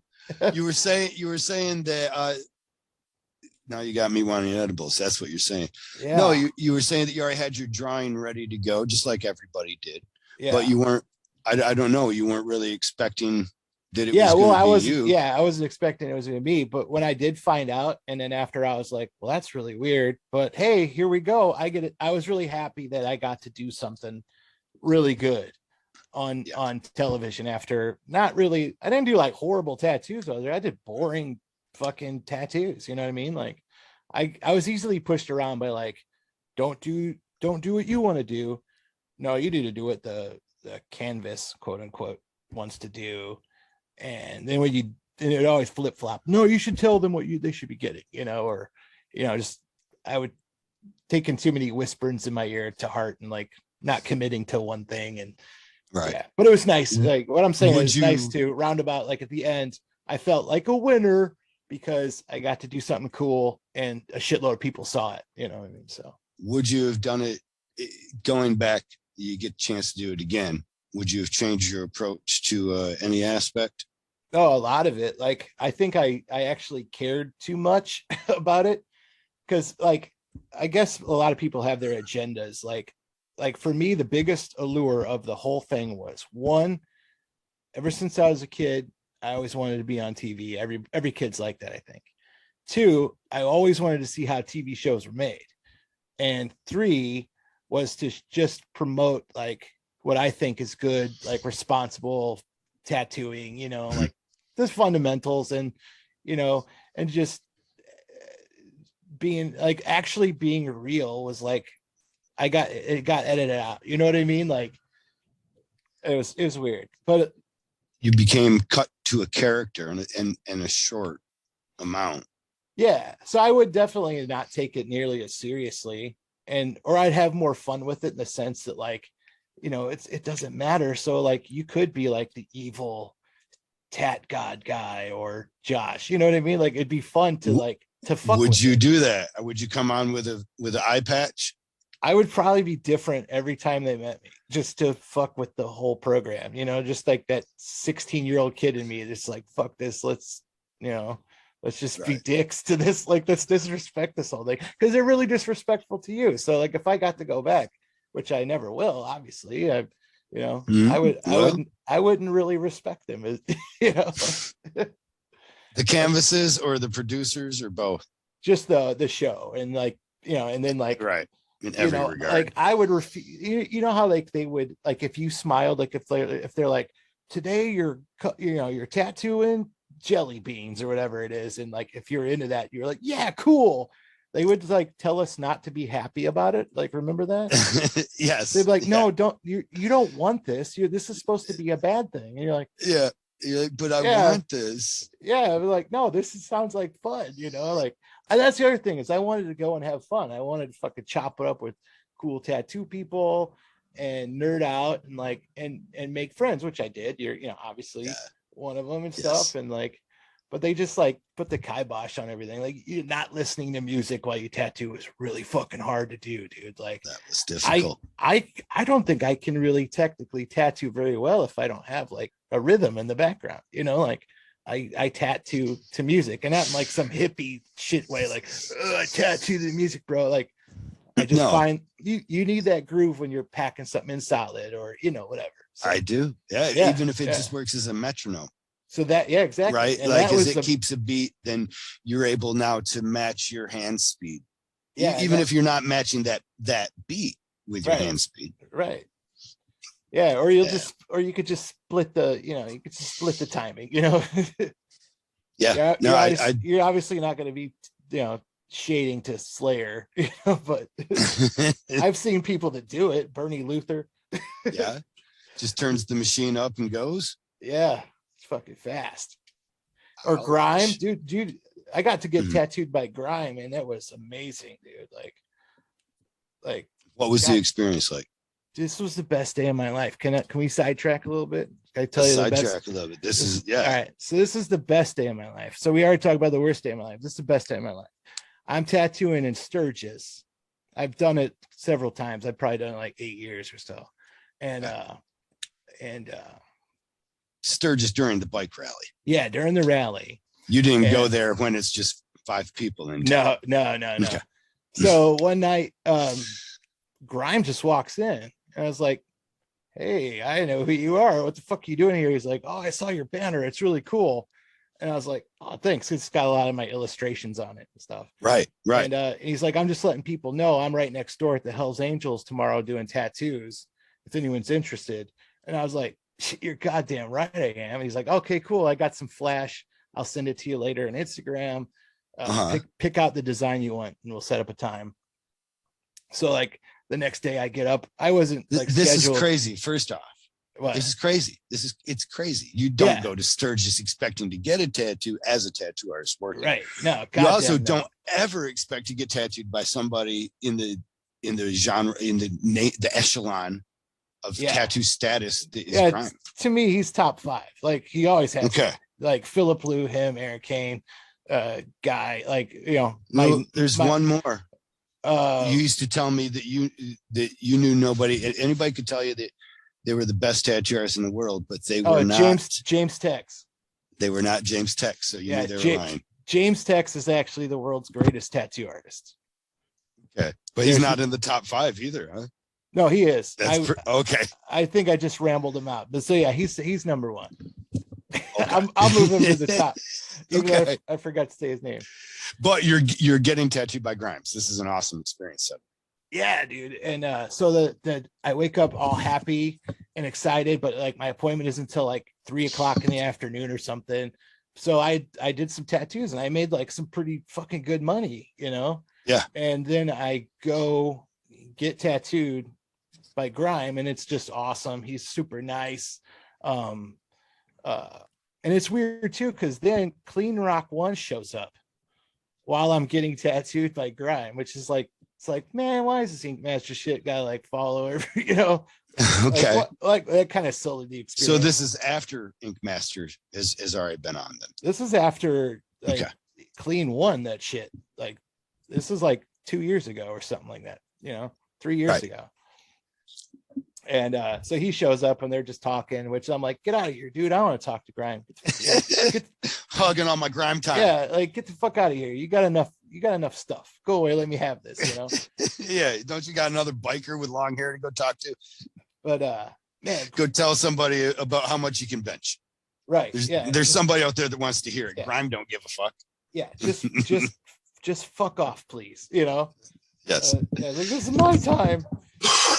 And but no, Grime's amazing, like from a tattoo, like he's an amazing person from any standpoint, but like as far as tattoo nerd shit goes, he's just hilarious because he's amazing for one, but he's incredibly fast, and he's proud of how fast he is. Like the whole time he's like checking the clock, and then like he's like, oh, we're doing pretty good, we're about 20 minutes in, I'm over halfway there. And that's awesome. Yeah. And even when people that's incredibly fast too. What size tattoo was he doing on you? This is the whole outer my outer forearm. It's just like this, just cool, like red skull, the black hood thing. And Okay. it only took about, honestly, 45 minutes. Like, it was crazy. Like, it's fucking crazy. Because even when people would stop to talk to him, which was often because he's grime, you know, he would like stop the clock and he'd be like, okay, like those 5 minutes don't count. You know, like he was all excited about, about the time. Yeah. Right on. So, okay, that was awesome. Got this really awesome tattoo, my favorite one. And I walk out and there's an ice cream shop right next to the Hells Angels. So I was like, oh, I'm gonna have a fucking ice cream cone. And I get like, this is pre-diabetes. So I was super stoked to get some like butter pecan. It's the best there, waffle cone. And I get that and I stroll back. Come on, Moose Tracks, man. I like old man ice cream. And I Butter saunter. pecan, huh? Yeah. That is some like Georgia shit. I'm sorry, I'm gonna make fun of you. I feel like you're gonna like some sandy cookies and some Georgia pralines. I just said it was old man ice cream, and I'm wearing I'm wearing New Balances, and I got a fucking handicap thing. You got a handicap stick. Okay, go on. Stay with me here. Okay. So I saunter back to the shop with an ice cream cone, delicious, in my hand, and there's a lady holding a fucking baby kangaroo, dude. Yeah. And I was like, she's like, would you like to hold this baby kangaroo? I think it was actually a wallaby.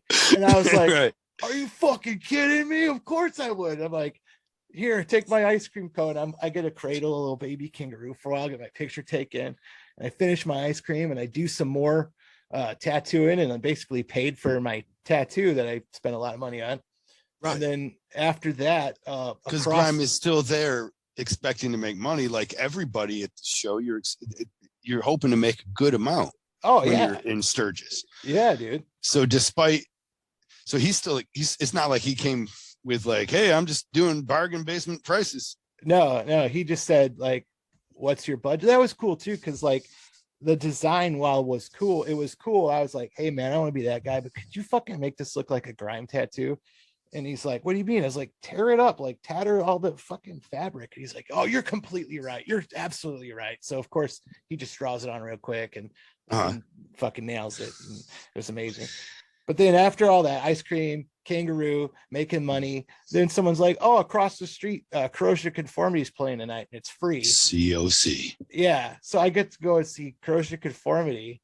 They did Albatross. Yeah, and I also got to see that band Hell Yeah, which I think is terrible, but Vinnie Paul was playing the drums at the time, so it was cool to see Vinnie Paul, you know. Right. Or no, I'm sorry. No, absolutely wrong.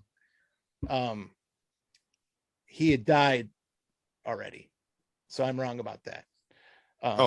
You thought it was Vinnie Paul though for a moment? Then someone was like, no, he's dead, man. No, I remember them playing a lot of Pantera songs and actually going, no, it wasn't too bad. But yeah, so we got to see Corrosion of Conformity, and I went back home and back to the shop and did some more tattoos and made money. And that was the day, but it was fucking awesome. It was an awesome day. Okay. Yeah. That is certainly better than your worst day. Yeah. Getting told that you may burn in hell. Yeah. Yep. And that you suck at life. And when did you see, but you didn't even know then how you were being cut down for the moment, cut down, I mean, editing wise. Yeah. Because they didn't give you any of your jokes, any of your humor, personality, really. Yeah. And like during all those auditions or interviews and stuff, that's what they kept going on. We're like, tell us more about like your comedy in Second City. And they're like, oh yeah. And then you get there and like, they don't want anybody funny here. And it's just like, no. Yeah. They did the same to little Jason Clay Dunn, who was funny quite often. Yeah. That wasn't making it. Even they told us at one point when we were laughing at his antics that we're stopping production. Yeah. And then someone's like, none of this is just gonna make it in. You're just wasting all this time. We don't go home till you guys fight. Yeah, it's stupid. Well, but you do comedy. You are a comedian. You have you are actually, you do like you run the open mic. Am I wrong? I used to put on shows and then like host open mics, and stuff like that. But like got old. Or this video took over. You love this more. I'm one dog chasing too many rabbits, man. That's all it is. Like Yeah, I can't focus on one thing. Like I like too many things, dude. Like, but that's why like lately I just kind of like I tattoo a little less than normal, and I make a lot more like me time. And Mhm. you know, my kids are getting older now, so like, and you know, with the diabetes and the New Balance shoes, you know, I got to slow down a little bit. You know, I was putting Right. before this, I was putting together a porch swing for my wife for Mother's Day. I was putting together a new porch swing for her there, and Uh-huh. You're there's a gonna lot get of some country time lemonade out. yep, and there was a lot of bending down to put the screws in, and a lot of grunting to get back up, and I'm wearing black socks also. Yeah, So that's what is that I, what the me time is for? Is building things, or is the me time because this writing that we also talk about, yeah. that's the difficult, laborious task. Uh, when are you finding time to do that? Well, I just make notes. Like I don't really write things out. I just make little like key points. And like even for comedy, I don't like I just write down. I definitely use the voice to memo thing on the phone because like, you know, when you get a Mhm. good idea, it's just easy to go, you know, dog ate my shit from the yard. Like, Well, yeah, you took a shit in the yard. dude, that's a funny story. You got time for one more? I do. All we got is time. You do you Uh, have time? You oh tell yeah, me. no, yeah, I totally do. But I'm playing Call of Duty with my son, which is funny because it's Yes. called Call of Duty, right? And I'm not very good, and he wants to play zombies, Uh-huh. but and I was like, yeah, man, we will in a second. You know, I had to shit like really bad because of this medication, this diabetes shit. Like it gives you diarrhea like super bad. And Fun. my yeah, and it hit me like at the wrong time because my wife's like, I'm gonna take a bath. And I was like, cool, we only have one bathroom and the toilet is right next to the bathtub. Like, I'm not gonna fucking blast diarrhea right next to someone's head that I want to like make love to me, you know what I mean? And but I'm in dire straits, so I'm like, fuck it, I'm just gonna go outside. And I run outside and I just lean up against our fence and like just shit right in the yard. Like, which is like, yeah, which is kind of complicated. There's snow on the ground too, so it's cold, and I wasn't wearing shoes because I So don't you want. I brought don't. toilet paper with you. I hope you didn't Yeah, have to sacrifice a sock or. dude, I grabbed paper towels because they're on the way out, and so I was like, oh fuck, this is great. I finally relieved myself. But then I look over, Mhm. and our new puppy, who's like 5 months old, is staring at me, and I swear it like licks its chops. And I was like, oh shit, I didn't even fucking think about it. Puppy, like dogs want to eat your shit so bad. Like that's like the ultimate goal for a dog. And the worst time to train him. Yeah. So I had to think. I'm like trying to think real fast, and like I said, I'm not wearing shoes and it's cold, and I'm like, what do I got? And I'm like, oh, there's some cinder blocks here, and an old 5-gallon bucket of old paint hiding behind my tree in my little shit zone in the backyard. You know? Okay. And I built this like shit fortress. Like, all right, she ain't getting in there. And then I'm like, cool, Lyric. That's my son. His name's Lyric. I was like, let's go, let's play some Call of Duty, you know, and we're actually doing good.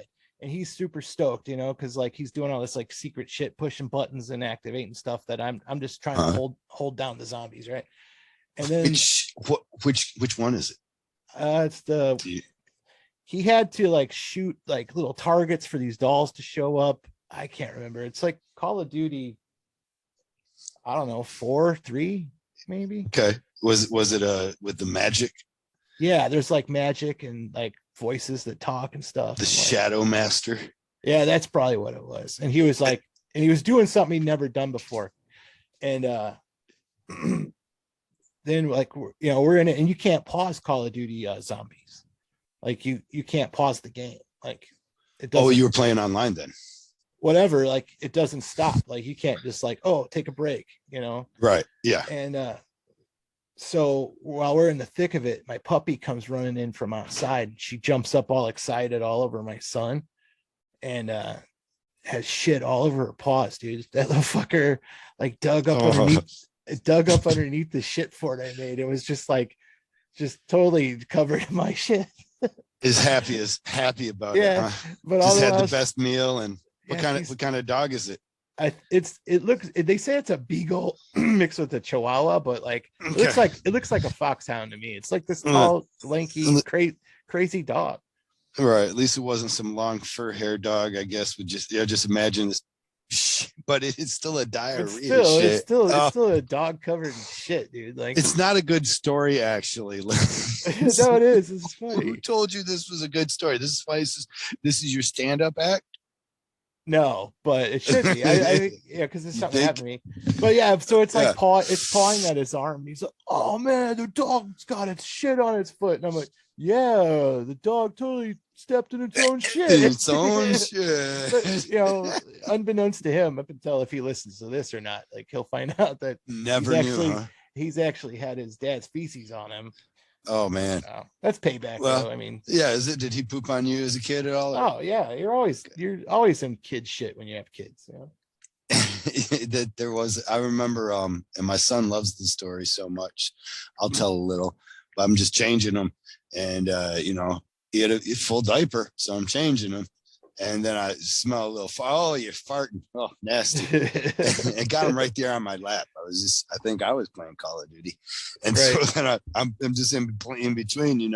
They're so easy to watch when they were kids. You could just like set them next to you, and you're like, yeah, I'll watch the zombies. That's not gonna fuck me up, Dad.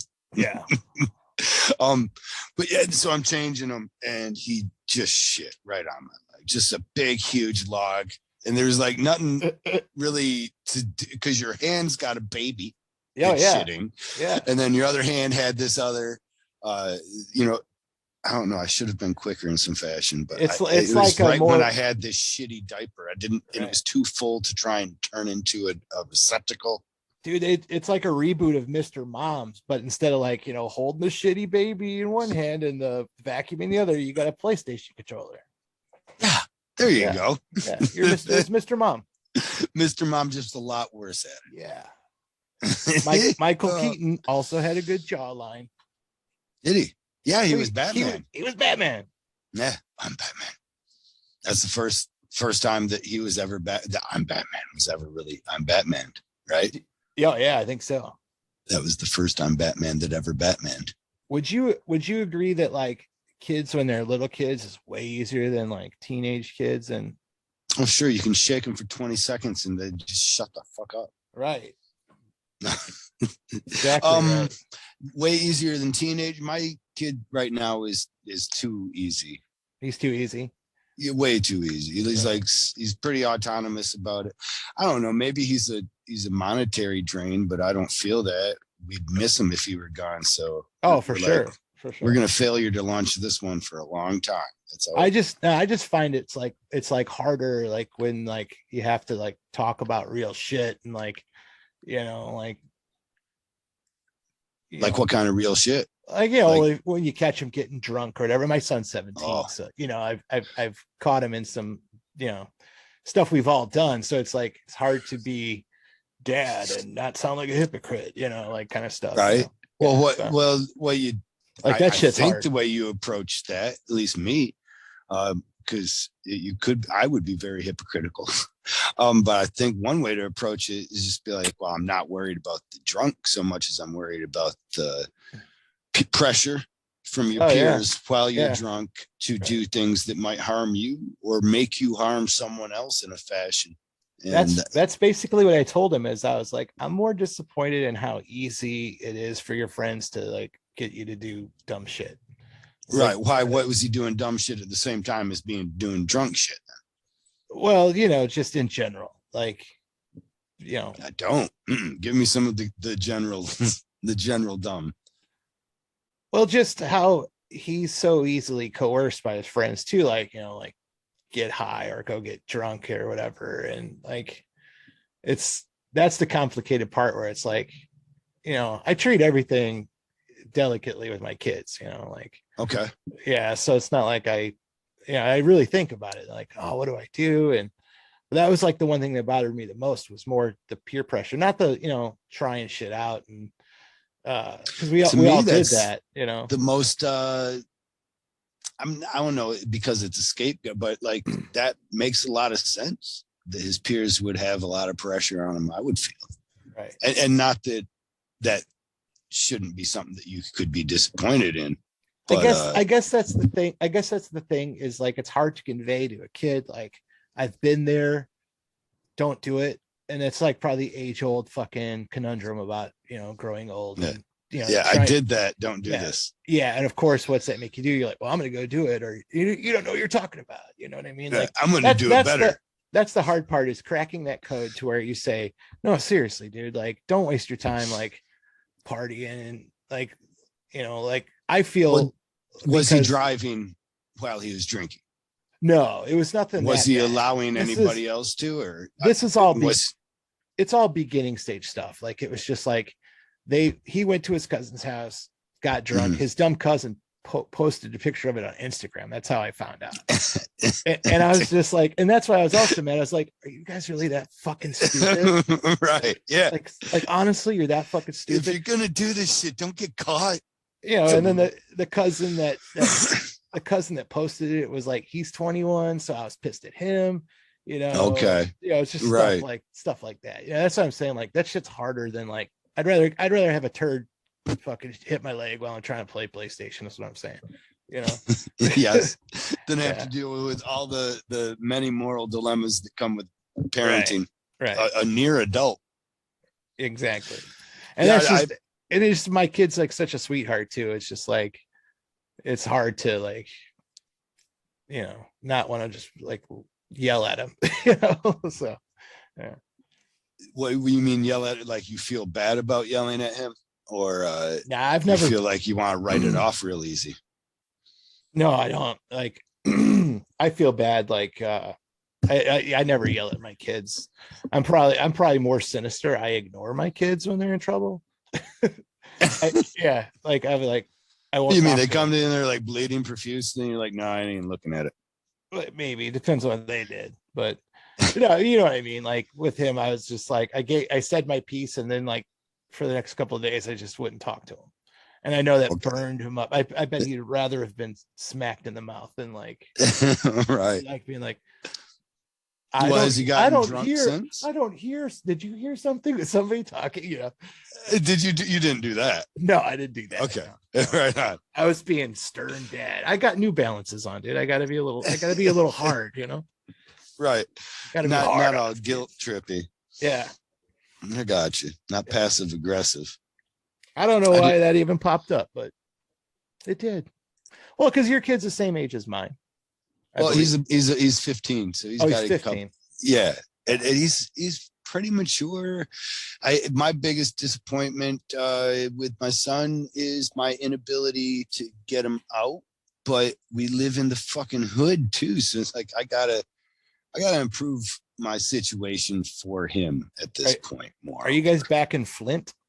Yes, and I wouldn't let. I mean, there's gunshots around here all the fucking time. I don't know what's wrong with me. It's because as much as we've been traveling, we want to slow it down actually and stop. But stop traveling as much. But as much as we've been traveling, having a house that we put a lot of money in and then never made sense.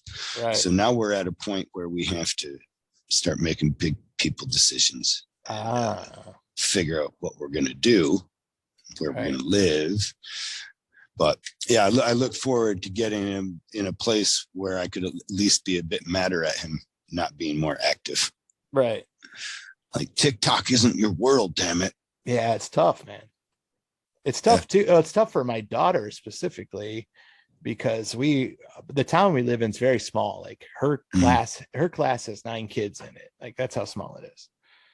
And none of them like her, because I let my kids be weirdos, dude. Like, I don't care what they would wear. Like, and she does all the, all the stuff kids do. Like, one day she's a goth kid, the next day she looks like a fucking My Little Pony. You know what I mean? Like, and she likes beautiful though. Yeah, and she loves, like, all the gay stuff and all that stuff. And we got a so pride she's flag. Gonna be ostracized from that real quick. Yeah, she's like, can we put a pride flag on the front door? I was like, fuck yeah, we can. We live in America, baby.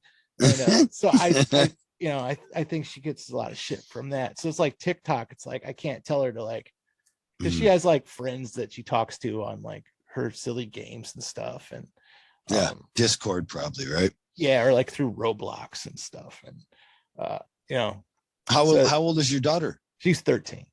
Okay. Yeah, and she just got braces yesterday. I just didn't know what age Roblox was. I know that my boy was playing it when he was a bit younger. She stuck with it. She watches the YouTubers who are grown men that still play it. You know what I mean? So, yeah. Right. I actually invested in that shit and did really well up until recently. Okay. Yeah. You mean invested on the stock market? Yeah, like I think I bought in at like 50 a share, and at one point it was up to 120. Oh, awesome. Yeah, but now it's down to like 30. But it's everything's like that right now. But, yeah. Well, Roblox, I've played it, and it's dumb. Okay, right. That's the way I felt. And then suddenly somebody will come over that is way OP, is what the kids say. Yeah. And he will just like bounce around on top of your head with a sword or something. Right. It's until you're like dead, and he steals all the stuff that you worked for. And you're like, that just happened, right? And the graphics aren't even like charmingly simple. They're just stupid. You know, it's just like, come on, like Nintendo 64 was better than this shit. Like, try a little. I had a hard time with Minecraft for the same reasons. It was hard to get into that because you're like, why are we going backwards? I got it. I played it. It was easier to get into it than I mean but the first getting used to that, right? That square blocky thing. Couldn't you guys do a little better? Right.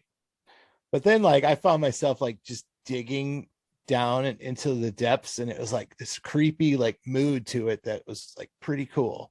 Yeah, like it was unsettling. It was something about that. And unsettling the amount of time that you spent mining for diamonds when you could have just gone on creative and made them.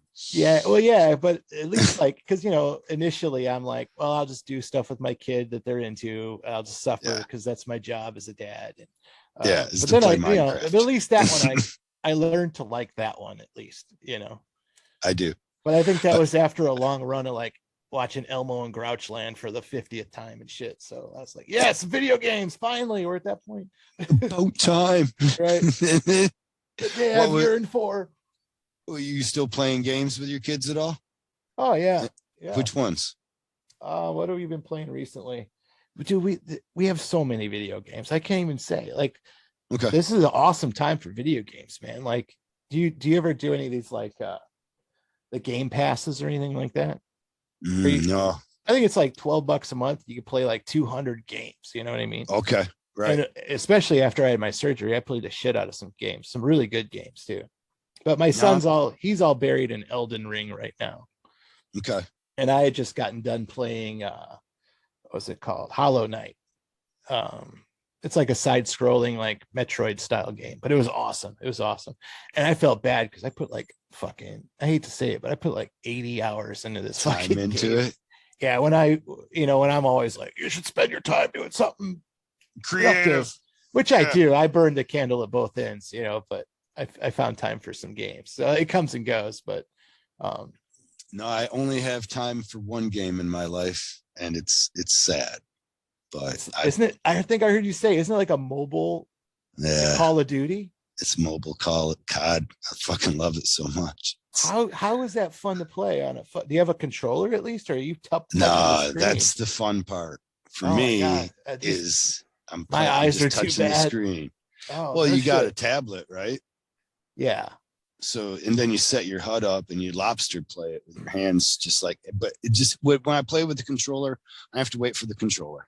And some of these people, they grew up with controllers, and it's all second nature to them. And they'll put the sensitivity on 1,000,000, and then they'll go ahead and just fucking 360 no scope me while I'm driving a vehicle away. Right. Are you playing against other like phone people, or is it cross-platform? Like you playing against like computer guys? Nope, just phone people. Oh, okay, that would make a big difference then. Yes. It changed, and there's actually even bot levels too, which I appreciate. I know people are like, fuck bots, but you know what? Nope, bots are nice. Sometimes you just want a nice day killing some bots, Yeah.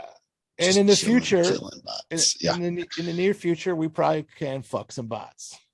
And like then it's a nice day, just fucking some bots, just in the future. In the year 2000. Yeah. In Westworld. Yeah, that's when it can happen. Oh yeah, you're absolutely exactly. Right. Yeah, you're gonna be everybody's I guess every year, I don't mean to, maybe I do, but I guess I've been watching the progression of fuck dolls, as it were. And I bet I could certainly made leaps and bounds in my lifetime. I bet I could actually please a robot sexually because just because my style is so mechanical. Okay. You know? Yeah, I'm just like a swivel and a piston, and I keep a rhythm and. Wouldn't the I think robot be programmed to be easily pleased? Yeah, but I'm trying to break that barrier. You know, I want to say like I please the robot. Well, let's think this one through actually, because I'm bad at the sex. Programmer would be. You want to have something to have as a trophy about sex still, but wouldn't the programmer? Yeah. I see this now. I've never thought about this aspect before. When the programmer of a sex doll, it actually seems like you might want to make it more difficult to please at certain times or whatever for more of a sense of satisfaction and accomplishment. Right. Because you don't want to just to say, "Oh, baby, you're the best" over and over again. Right. It's going to ring hollow unless you're like, "Oh, no, man, I had to swivel right, swivel left, up and down, every once in a while, the doll has to be like, "What the hell are you doing right now? Get out of there." Do you even know what you are doing? Ow, you're on my hair. Just back off a little bit. There you go. Well, that's when we'll know that fuck dolls have made it to the penultimate, is when they're bitching about you're on my hair. Ouch, are you trying to push a car out of a ditch right now? I'm stuck on that one. I thought I had you, like, you completely lost me with that one, man. I thought I had a good one too. Robot sex. Yeah, dude. Well, that's when we'll know that we have definitely reached the hierarchy, is when they're completely when AI begins using safe words. Yeah. Oranges. Honey, what did I do? And I hope they just stick with error. It's just blaring, just error. That is currently my wife and I's safe words. It's error. Actually, no, I've never understood safe words because I guess I've just never been into that kinky sex, because my safe words have always been really easy. The same as my wife's. It's ow. Yeah, for stop sure. That works every time. Yeah, like I dated a girl that wanted to like dominate, you know, and I just told her, I was like, I just can't do it. And she's like, "Oh, come on, let your hair down," you know, bald, which sucks. But I was like, no, I was just like, I can't pretend that you, like, this is a small person, you know what I mean? I can't pretend that you have like any power over me. So I would just be lying, you know. Like, right. You know? I can and then I would just laugh the whole time. And I'm not trying to sound like I'm a tough guy, but I can carry 2 bags of dog food into the house still, you know. It's like, I think you made the right choice, because you know eventually she just wants to strap it on there and peg you. Oh, then just gotta ask nicely. Oh, is that it? But she still doesn't get to dominate me. You don't gotta dominate, you know. Just a little heads up. Right. Oh, just give me that wink at dinner. Yeah, just let me relax a little bit. Yeah, the wink at dinner and tell me no. You should just order the soup. Right. I don't know who wants to dominate you now, bro. You're fucking shooting the milky squirts out, or the milky Hershey squirts out your doggy dispenser. Yeah. Well, that dude, my jizz sucks these days. Like, it doesn't work anymore. It's all fucked up. No, is that your jizz doesn't work now? Not really. I was talking about your other problem. Oh yeah, that, because it's hard to want to peg that, I would think, if you're like, yeah. I thought it was just a fart, hon. So no, yeah. So based on that criteria, yes, I could easily be dominated now. But who would want to? Who wants to dominate that? Nobody wants to dominate that. It's like almost like it's the aftermath of a domination, you know. Like somebody already tore this up. But as well, you don't mind getting into it. Also, you're not shooting you're not Spider-Man velocity Oh God, anymore. no. Huh? Now I'm more like, when you leave a fucking hot glue gun on the table for a while, and then after like 20 minutes, there's a couple of drops down there. That's me. I remember you telling me about your when we got locked in the DoubleTree on the first day of Ink Masters. We were locked in for 3 days while they were setting everything up. It's a long time. They came by to do we got to know all the producers, and usually it was just one at a time, but then they did the kind of like 3 or 4 producers all at once. Yeah, it's like they were checking out the stockyards, like the cattle. Like all the big ranchers came into town to check out the new meat. Now, during this time, did you suffer from the same problems? No. Oh, no. I was good to go. Yeah. You explained to me that you were like, man, you're alone in a hotel room. Right. Right. You got 3 days alone in a hotel room. You're gonna jerk off. There's nothing else to do. Pornography and drawing materials. Like, right. Yeah, you're gonna draw. You're gonna jerk off. Yeah, I jerked off a lot in a lot of different parts of the hotel. Sorry for any future guests, but there was a mirror on the door to lead out of the room. And I made the bad mistake of like, I want to see what I look like when I, reach the finish line. Which is horrible. Checked out your O face. Yeah, dude. I look like the pumpkin head monster. Like, and like I was the horror movie. Yeah, dude. And like, my beard, I had a bigger beard. They cut it off like before the show, and it was all scraggly. Yeah. Okay. They couldn't have like 2 beard guys, I guess. So, but yeah, so I just like let it fly right on the floor. And like 2 minutes later, someone's knocking on my door, and I'm still like flush in the face and like exasperated. And I'm like, I open the door, I'm like, what do you want? And it's all these producer people, probably like 5 or so. And they're like, we're coming in to say hi. And they all just trailed in like a little train, and they definitely walked through some gyms. And you sat down on all this furniture that you've been misusing. I didn't do it on the furniture, but the floor definitely, somebody walked out of there with a sticky shoe. We have a no second rule. There's like a 5-second rule. Many people imagine for stuff that you would drop out and you can eat it off the floor if it's eaten within 5 seconds. But there's a no second rule in a hotel room. Oh yeah. Oh, like, sure. Yep. Like that's done. It doesn't matter if it was your last contact. Yeah. What? Like you're not trying to wash that one off. No. Yeah, I was just keeping up with the traditions of a hotel room. Maybe it just wasn't seedy enough, and I was like, you know what? Let's make. Well, it's hilarious to me that this first meeting of yours is like around all this biomaterial of yours, right? fresh even. Right. They would sit down and be like, I wonder if that was like that's a near miss in your life too. Maybe that was your moment to really impress them and make them like maybe they were the editors or they were in charge of these storylines. Yeah, like when they met Joey Hamilton, who dresses all nice, and they're like, "Oh, this guy's winning." Yeah, yeah. And when they meet me, they're like, "Nah, all flushed and lackluster of energy, just nutted, and don't have a care for anything but a chicken sandwich in the world." Right. They're like, I don't know. I just don't see what his drive is. Well, he doesn't have any. He just finished. Right. You were here 20 minutes ago. His drive would have been great. It would have been to kick you out of the room so he had some time alone. I'm just getting this like sad, lifeless husk vibe from this guy. Let's make him cry. Right. He looks like he just saw himself come in a mirror.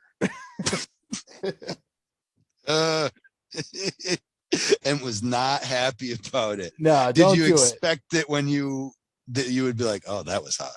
So no, two public service announcements for the day for your show. Yes. Give up them smokes and don't look at yourself jacking off. You've met Josh Payne before? I don't think so. Okay. Josh Payne is a relatively conceited tattoo artist. And dear friend. Was he on the Ink Masters? Yes, he won. Oh, so it only added to his conceit. Oh, which okay. is Oh, yeah. sad. And also it's I don't know, like, But you're tight with him? I love him so much. He's awesome. God bless To him. where you can call him conceited and he's not like, fuck you, Kyle. Oh no, he wouldn't be. The very first time I met him was at a roast. I got to roast James Vaughn. Oh, okay. And he was and is very conceited. And Okay. in more of a humorous way.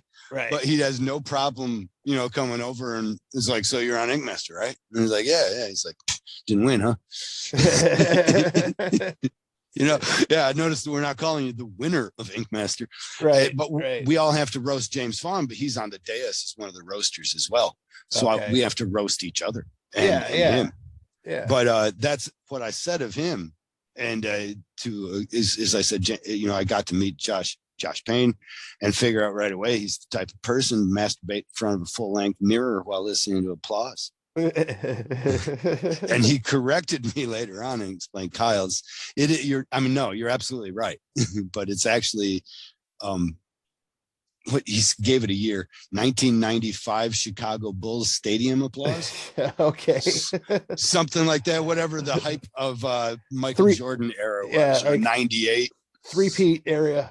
Yeah. Where it's just and that is exactly how I've always envisioned him since, unfortunately. Stark naked with nothing to be proud of, but standing in front of a full-length mirror, just getting it on, proud, chest out, Yeah. That's a hard thing to do when you're coming back around, man. That's the whole like Kanye Trump thing we touched on earlier. It's like these self-absorbed, conceited guys, man, they go far in life. It does. Am I wrong? It seems there's an ability to harness the energy of hatred to propel your sales forward. Yeah. Right? Yeah. We got Kanye, we got Trump, and let me throw another one on the Barbie there. Ted Nugent. I guess we could just keep loading up the bar. I was going to say Jake Paul. Oh, hey, yeah, that guy sucks. Does he? I think he sucks. Okay, but that's why he's so famous. Because people like me, like people think he sucks. It's the yin and yang, dude. It's the yin and yang of the whole scheme of things. There, he can't exist if I don't exist. He is nothing without me, is what I'm saying. Without your hatred of him, but then wouldn't it then be important? My disdain, I don't know. I can't say. Then in your disdain of him, would it not be more important to have apathy for him and let him dissolve? Yeah, but I want him to do well. Okay, why? I just had apathy. No, that's not apathy. That's sympathy. No, right? I don't. Apathy would be I would care nothing. I would feel like Dave Navarro. He's definitely one of those enigmas, though. Where you're just like, why is this guy so fucking like got it all going on and just like the last person I would ever want to fucking actually hang out with in the planet, I wonder. I do. Honestly, I've been mystified by him, and it might only be because I feel I missed out on an opportunity to bet on him when he was going against Ben Askren in a boxing match. And I didn't know that he was the underdog. I just assumed.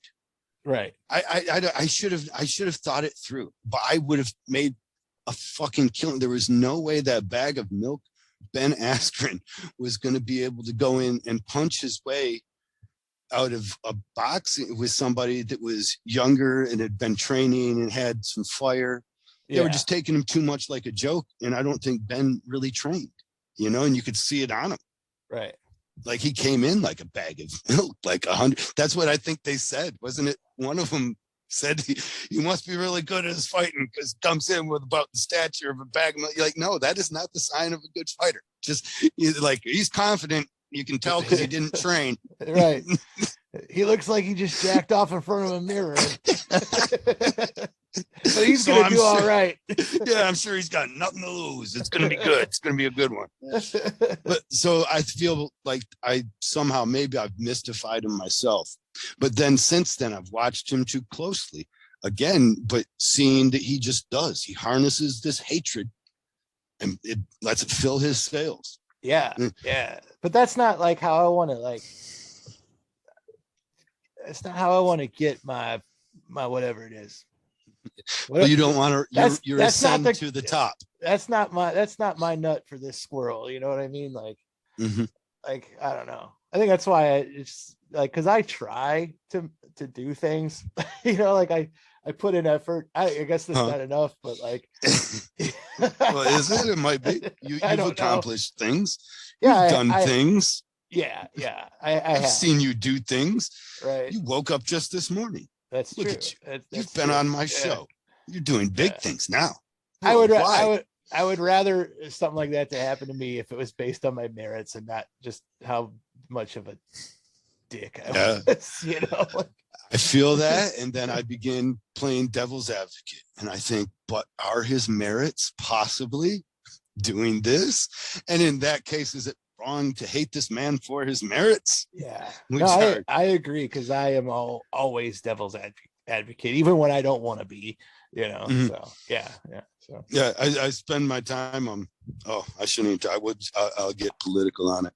Okay, so I could say this real quick. I could say I'm more alarmed by the amount of people that jive with that kind of dude, live in the same world as I do, and it freaks me out. Like, so maybe it's not him per se, but it's the sea of people that feed him that you know, that I'm sharing the air with.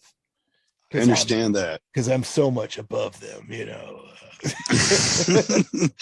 I think there's something about the underdog factor that might play into it. Right. You know, everybody wants to love an underdog, so if you always can cast yourself as an underdog, even if you're not, then well, if you got the money to pay for, you know, shitty old men to fight you, then go for it. He did. I don't know if it took money to get him to. He just had to like spout off at him. And now everybody wants to fight him because they know they're going to get paid like a motherfucker. I'm assuming. I don't even know if that's true. Is that true? Do more people want to fight him, or there's an amount of thought that they may get. There's even some speculation though that he's not generating the numbers that he's claiming to. Oh. But even that then begins to get to be energy. Yeah, that's part of the game. That's part of his game. Yeah, like thanks for the energy, for paying attention to whether or not I did pay or not pay. Right. Yep. And I got to see it every day now. Fucking that his brother didn't get paid by Mayweather right now, and they're going through litigation. I got to see, who knows, all the energy we've feed. That's what the media which we are doing right now ourselves. Yeah, we're Lord Voldemorting this shit. You know? Well, we as a populace, as society, we generally do. We all kind of hate the wire. It keeps the boat afloat. You know, we Voldemort. We hate the media, right? Yet we make the media. The media is the way it is, not because of some ulterior motive to form us into some way, but the media is the way it is because that's what we pay it for. Right. It is exactly an extension of us. It's a being of its own accord. Like, it wasn't formulated. It just like organically happened. Well, I feel like more than democracy, it is a better representation of the will of the people than anything else, because it is only there to generate our interest, and if it doesn't make money, they will stop doing that. You know, it will stop being there. Did you ever watch or read American Gods by chance? No, I think it was a TV show that came out not too long ago. Well, it was a book first, and it's basically about like all the old gods, like from the Greek mythology, whatever. Any of them, you know, any gods, they're not as powerful anymore because less people believe in them, you know. But these new gods are formed, and they're like based on like TV and media, and like the internet become gods, and they become more powerful the more people feed into like praising them, or, you know, giving them the time of day. Yeah, it's really cool. It's actually really cool. And like one of the gods is actually like called media, and he's one of the more powerful ones nowadays because no one gives a shit about like Zeus and shit like that, you know, in a nutshell. Yeah, but it's pretty cool. Yeah, no one does care about Zeus anymore. Fucking Zeus. Right. The media. Yeah, TikTok, we'll feed that thing. Yeah, TikTok. I want to see a cowboy hat guy in his truck crying about how tough the world is. You know? Or a Gen Z telling me how much they hate the Gen Zs, or Yeah. the Gen X's telling me how much they hate themselves. Yeah. Yeah. Yeah. Yeah. Or a boomer telling these both of these motherfuckers how they hate that they have to change their pronouns. Yeah. Yeah. It's just all just new semantics and rules. But we make it, right? Yeah. I mean, that is it. Yeah. It is us. Is there any argument there? Tell me I'm wrong. I guess that's what I'm asking for. No, I don't think you're wrong or right.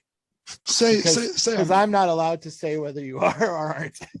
No, you no longer have an opinion. Have you transcended humanity? You lucky bastard. No, I'm a fucking head in the sand guy, like 100%. I am an ostrich, dude. My head is in the sand, and it's happy to be there. It's warm and it's soft. My father-in-law was over, and he was raising hell about something. He lives in Florida now, and they were talking about how like their governor is awesome, and and just how things aren't like they used to be. Kids playing outside, and it's bullshit. Yes, I love it. And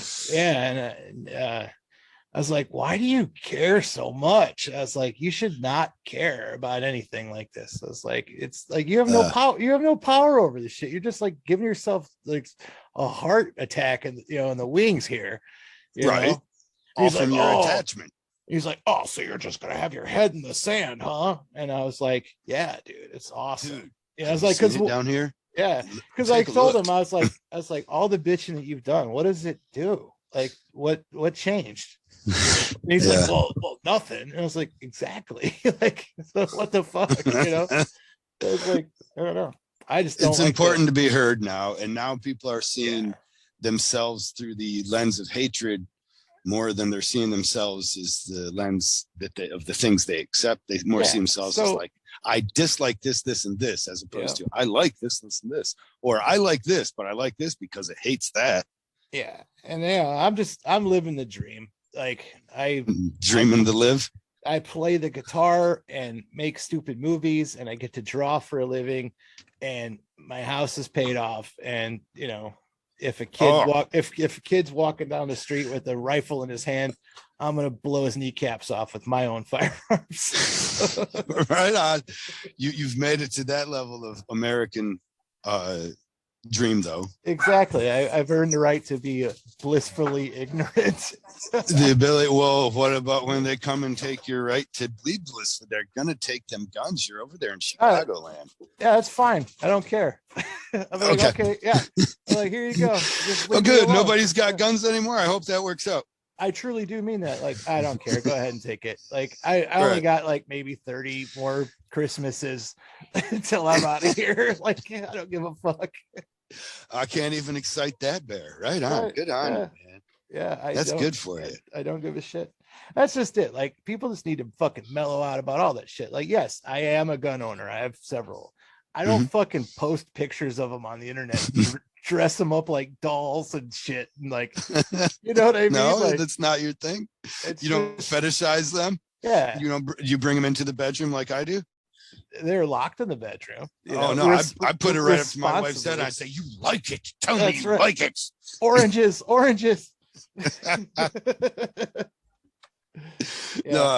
I just don't care about stuff that doesn't matter. Like, I don't ever pull the trigger, but I do put it in my mouth when I jerk off. Just, I don't know. Is that weird? That's not as bad as butt, I guess. Well, that's where it was for. No, we never said where it came out of. No. Yes. All right. Off the rails again. I'm a felon. I don't own guns. I don't. Oh. So I'm bad with guns. I try to do bad things, but I don't even want that. Like it. I know better than and people. Some people don't have the discernment that I do to know that they shouldn't have them, but I do.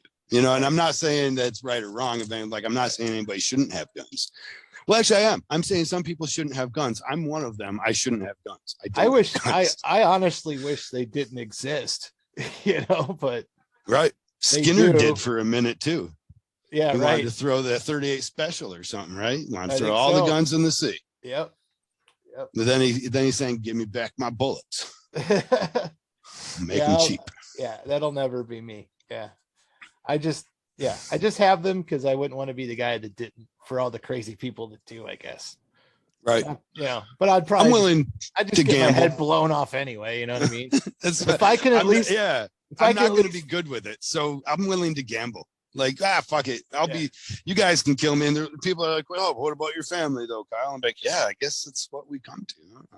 Hope they learn to fend for themselves. Yeah, if I can at least run outside in my underwear, waving in the air and firing blindly like Yosemite Sam one time in my life, then that's why I have them. So right. I would like to have enough firepower to fly like Iron Man, to shoot at the ground. Yep. Yeah. See if I couldn't lift myself off the ground. I seen that in everybody likes that grindcore movie. Quentin Tarantino sided up with men. I didn't care for it, but because to me, you can't shoot yourself into the air. It doesn't. I just couldn't. I have a suspension of disbelief problem. Yeah. I cannot suspend my disbelief. So you're not fun at all. I'm not fun. It's unfortunate. But now then they put it in the games of like Fortnite, right? So if you jump in the air and aim at the ground and then shoot at your feet with a SMG, no, not SMG, a rocket. Yeah. Then you can propel yourself in the air. That just makes sense, right? Right. Because the explosion underneath you. There's your line of disbelief right there. That's right. I'm like, you just blew up. That didn't happen. Right. Like there's not much. If there was that much force when she like, I feel like I didn't even see it. I only saw it in the commercials. So this is how much I'm bitching about a movie I never even saw. But it's Planet Terror, and it was a really good movie. Okay, people love it. I know. Yeah, it's great. People love the Rob Zombie movies too. I'm not a huge fan though. Right. People also like mustard. People like mustard. And I think it's disgusting. And I think it's disgusting. It's disgusting. Ooh, I like that. Mustard's disgusting. Yeah, that's put that on a t-shirt. I'm gonna start rallying against mustard. That's gonna be my thing on social media. Like, I'm disgusted with mustard, and you should be too. Yes. I'll chant with you. Chant with you. Yeah. Even though I love mustard, I'm going to be one of those people that's like, I kind of was just there for the t-shirts. But you know what? Like, it's really exciting at the rally. I like Miracle Whip more than I like mayonnaise. And a lot of people think that's disgusting. No, that's just right. It's right. It's got the tanginess that should be mayonnaise. Mayonnaise tastes like cum. I've tasted my own cum. Okay. On accident. Right. Sure. This is back in the days when it would just fly off the handle, Spider-Man style. Yeah. Everyone's you're gonna get some. It's mayonnaise. It's just looking at the ceiling too much, huh? Mayonnaise is eggs, salt, and cum. That's the ingredients. Read the ingredients. It says it will have a man's name there. He's like, he's what is he spelled like? It's called mayonnaise, dude. You got a point. We put the man in mayonnaise. I don't know that we have any more. You're absolutely. And what are they going to call it in a porn movie? Probably. Yeah. Probably that, right? It's time to shoot the money mayonnaise shot. That's right. Or if they don't have it, do they use mayonnaise and replace? Time to make the mayonnaise. So he's like, that was if they're shooting like you say you're shooting, if they're shooting like a glue gun. Yeah, it's been left out too long. Do they take some mayonnaise and off camera, like flip it off the end of a spatula at a girl's face? No, because somebody gets to always lick the spoon, right? I don't even know. That just sounds disgusting now, but yeah, I feel like that would be hilarious. This got raunchy, and I love that it got raunchy. Oh, really? Yeah. I was like, shit, we better steer this mothership back on track, Kyle. It's not good. Well, you used to read gay porn in the voice of Optimus Prime. Am I wrong? That was a bit I did. So what's the impetus for this bit? Was it just you were reading through some possible viewing material and some reviews, and you're like, this is much better if I read it in Optimus Prime's? It's because I was like, well, the one thing I can do is an Optimus Prime voice. And I was like, but I don't want to tell jokes as an Optimus Prime. So I was like, it was either gay porn or the instruction to like tampons. And another time, and I also got the best laughs between those two. The gay porn one.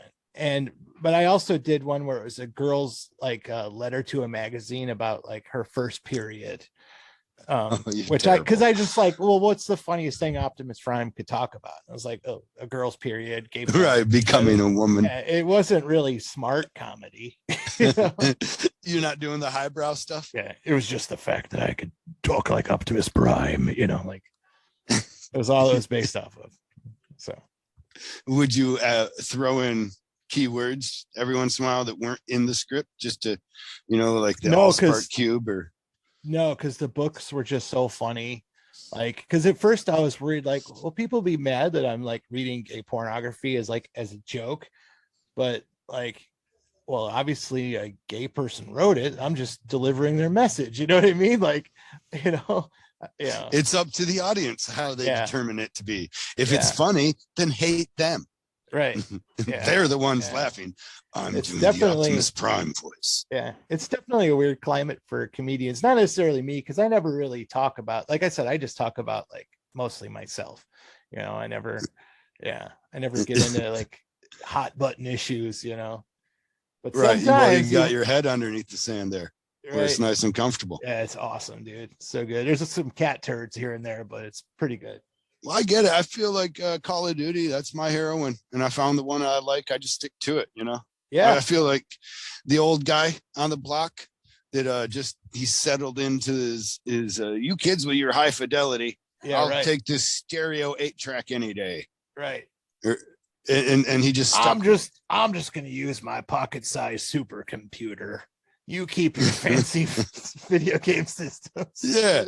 Well, that was an imagination of too. I was buying a new drawing pad, and this game I can play on a drawing pad, and I'm OP as fuck because of it. So I'm playing against children who doesn't even have their parents' good Wi-Fi. Oh, that would be way better than a mouse, wouldn't it?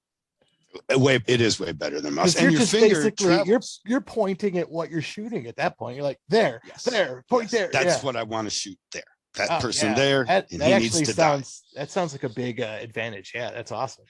Well, I'll look forward to seeing you on the Almighty Clan. I will never stop plugging the Almighty Tattoo Clan because we need more members. Okay, the more of you join and the more of you do work, the less I have to.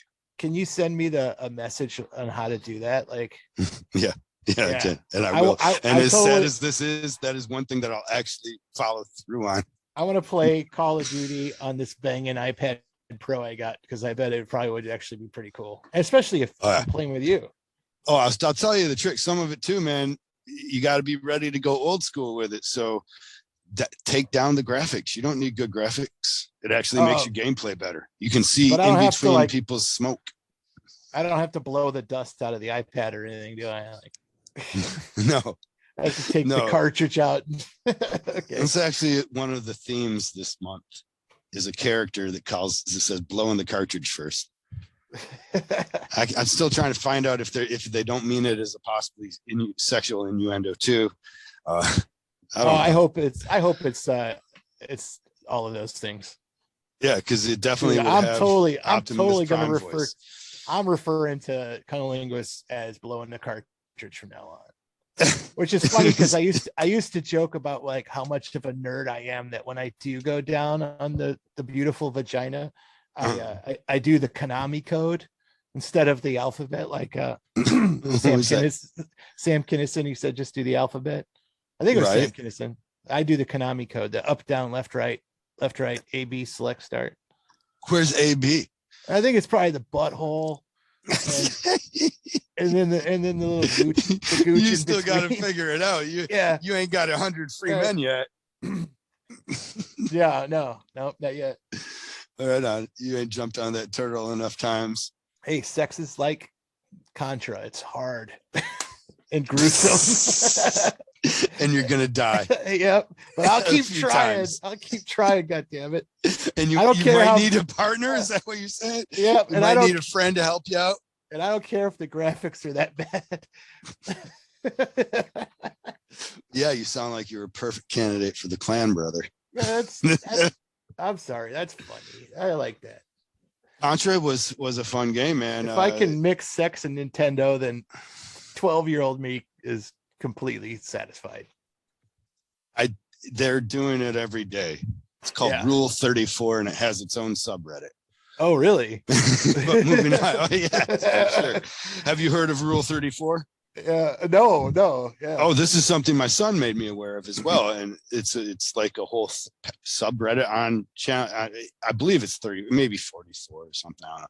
Okay. Somebody wrote down certain rules to something. I don't know, maybe the universe, whatever. Rule 34 is that if it exists, there will be porn of it. Okay, then I have heard of that rule. Oh, okay, right. I just didn't know how to remember. yeah, I have heard of that rule. Yeah. It's like, well, remember Kids in the Hall, Brain Candy, that movie? Did you ever watch that? Yes, I loved it. I'm one of the few. Yeah, and the very beginning, the cops are talking. He's like, "You ever heard of toast fucking?" And he's like, "Toast fucking? What's that?" He's like, "Well, it's where you fuck or get fucked with toast."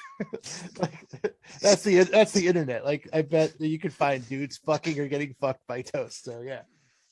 I'm not going to Google it for fear of them watching and them knowing what I'm into. But yes, I just know it exists. And if not, now that you've just said it, it might speak into existence. Like, that's maybe more exciting, is with the internet's vast capabilities, that maybe toast fucking didn't exist until this very moment. Right. Speaking of anomalies like Jake Paul and like, you know, how they do it, like, how does the fucking porn industry do it? They dictate media, they make millions of dollars, but I've never paid for it since fucking 2002. That's a good question to ask a person that I am trying to have on right now, who is a porn star, and I'm amassing questions to ask them.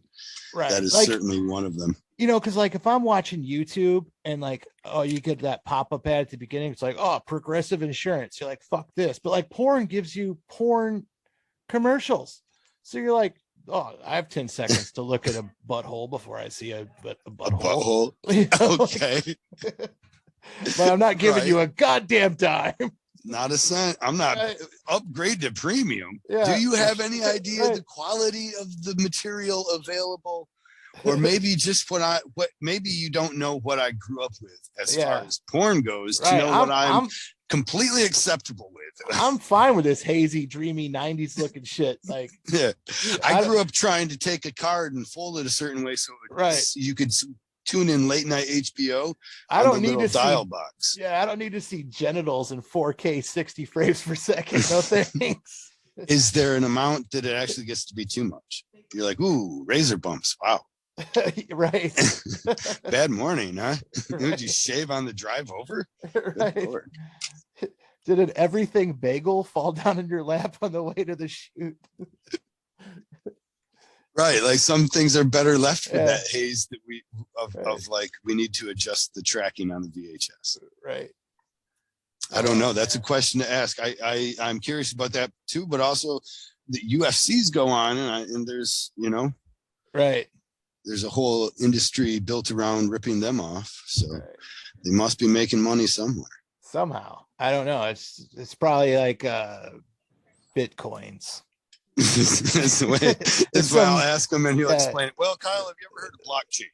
Right. Yeah, it's an NFT. Yeah. Every time you get a cookie on your computer, it's an NFT of the thumbnail of the dirty movie you watched, and that becomes a part of the blockchain. And the more NFTs there are, the more fake money there is.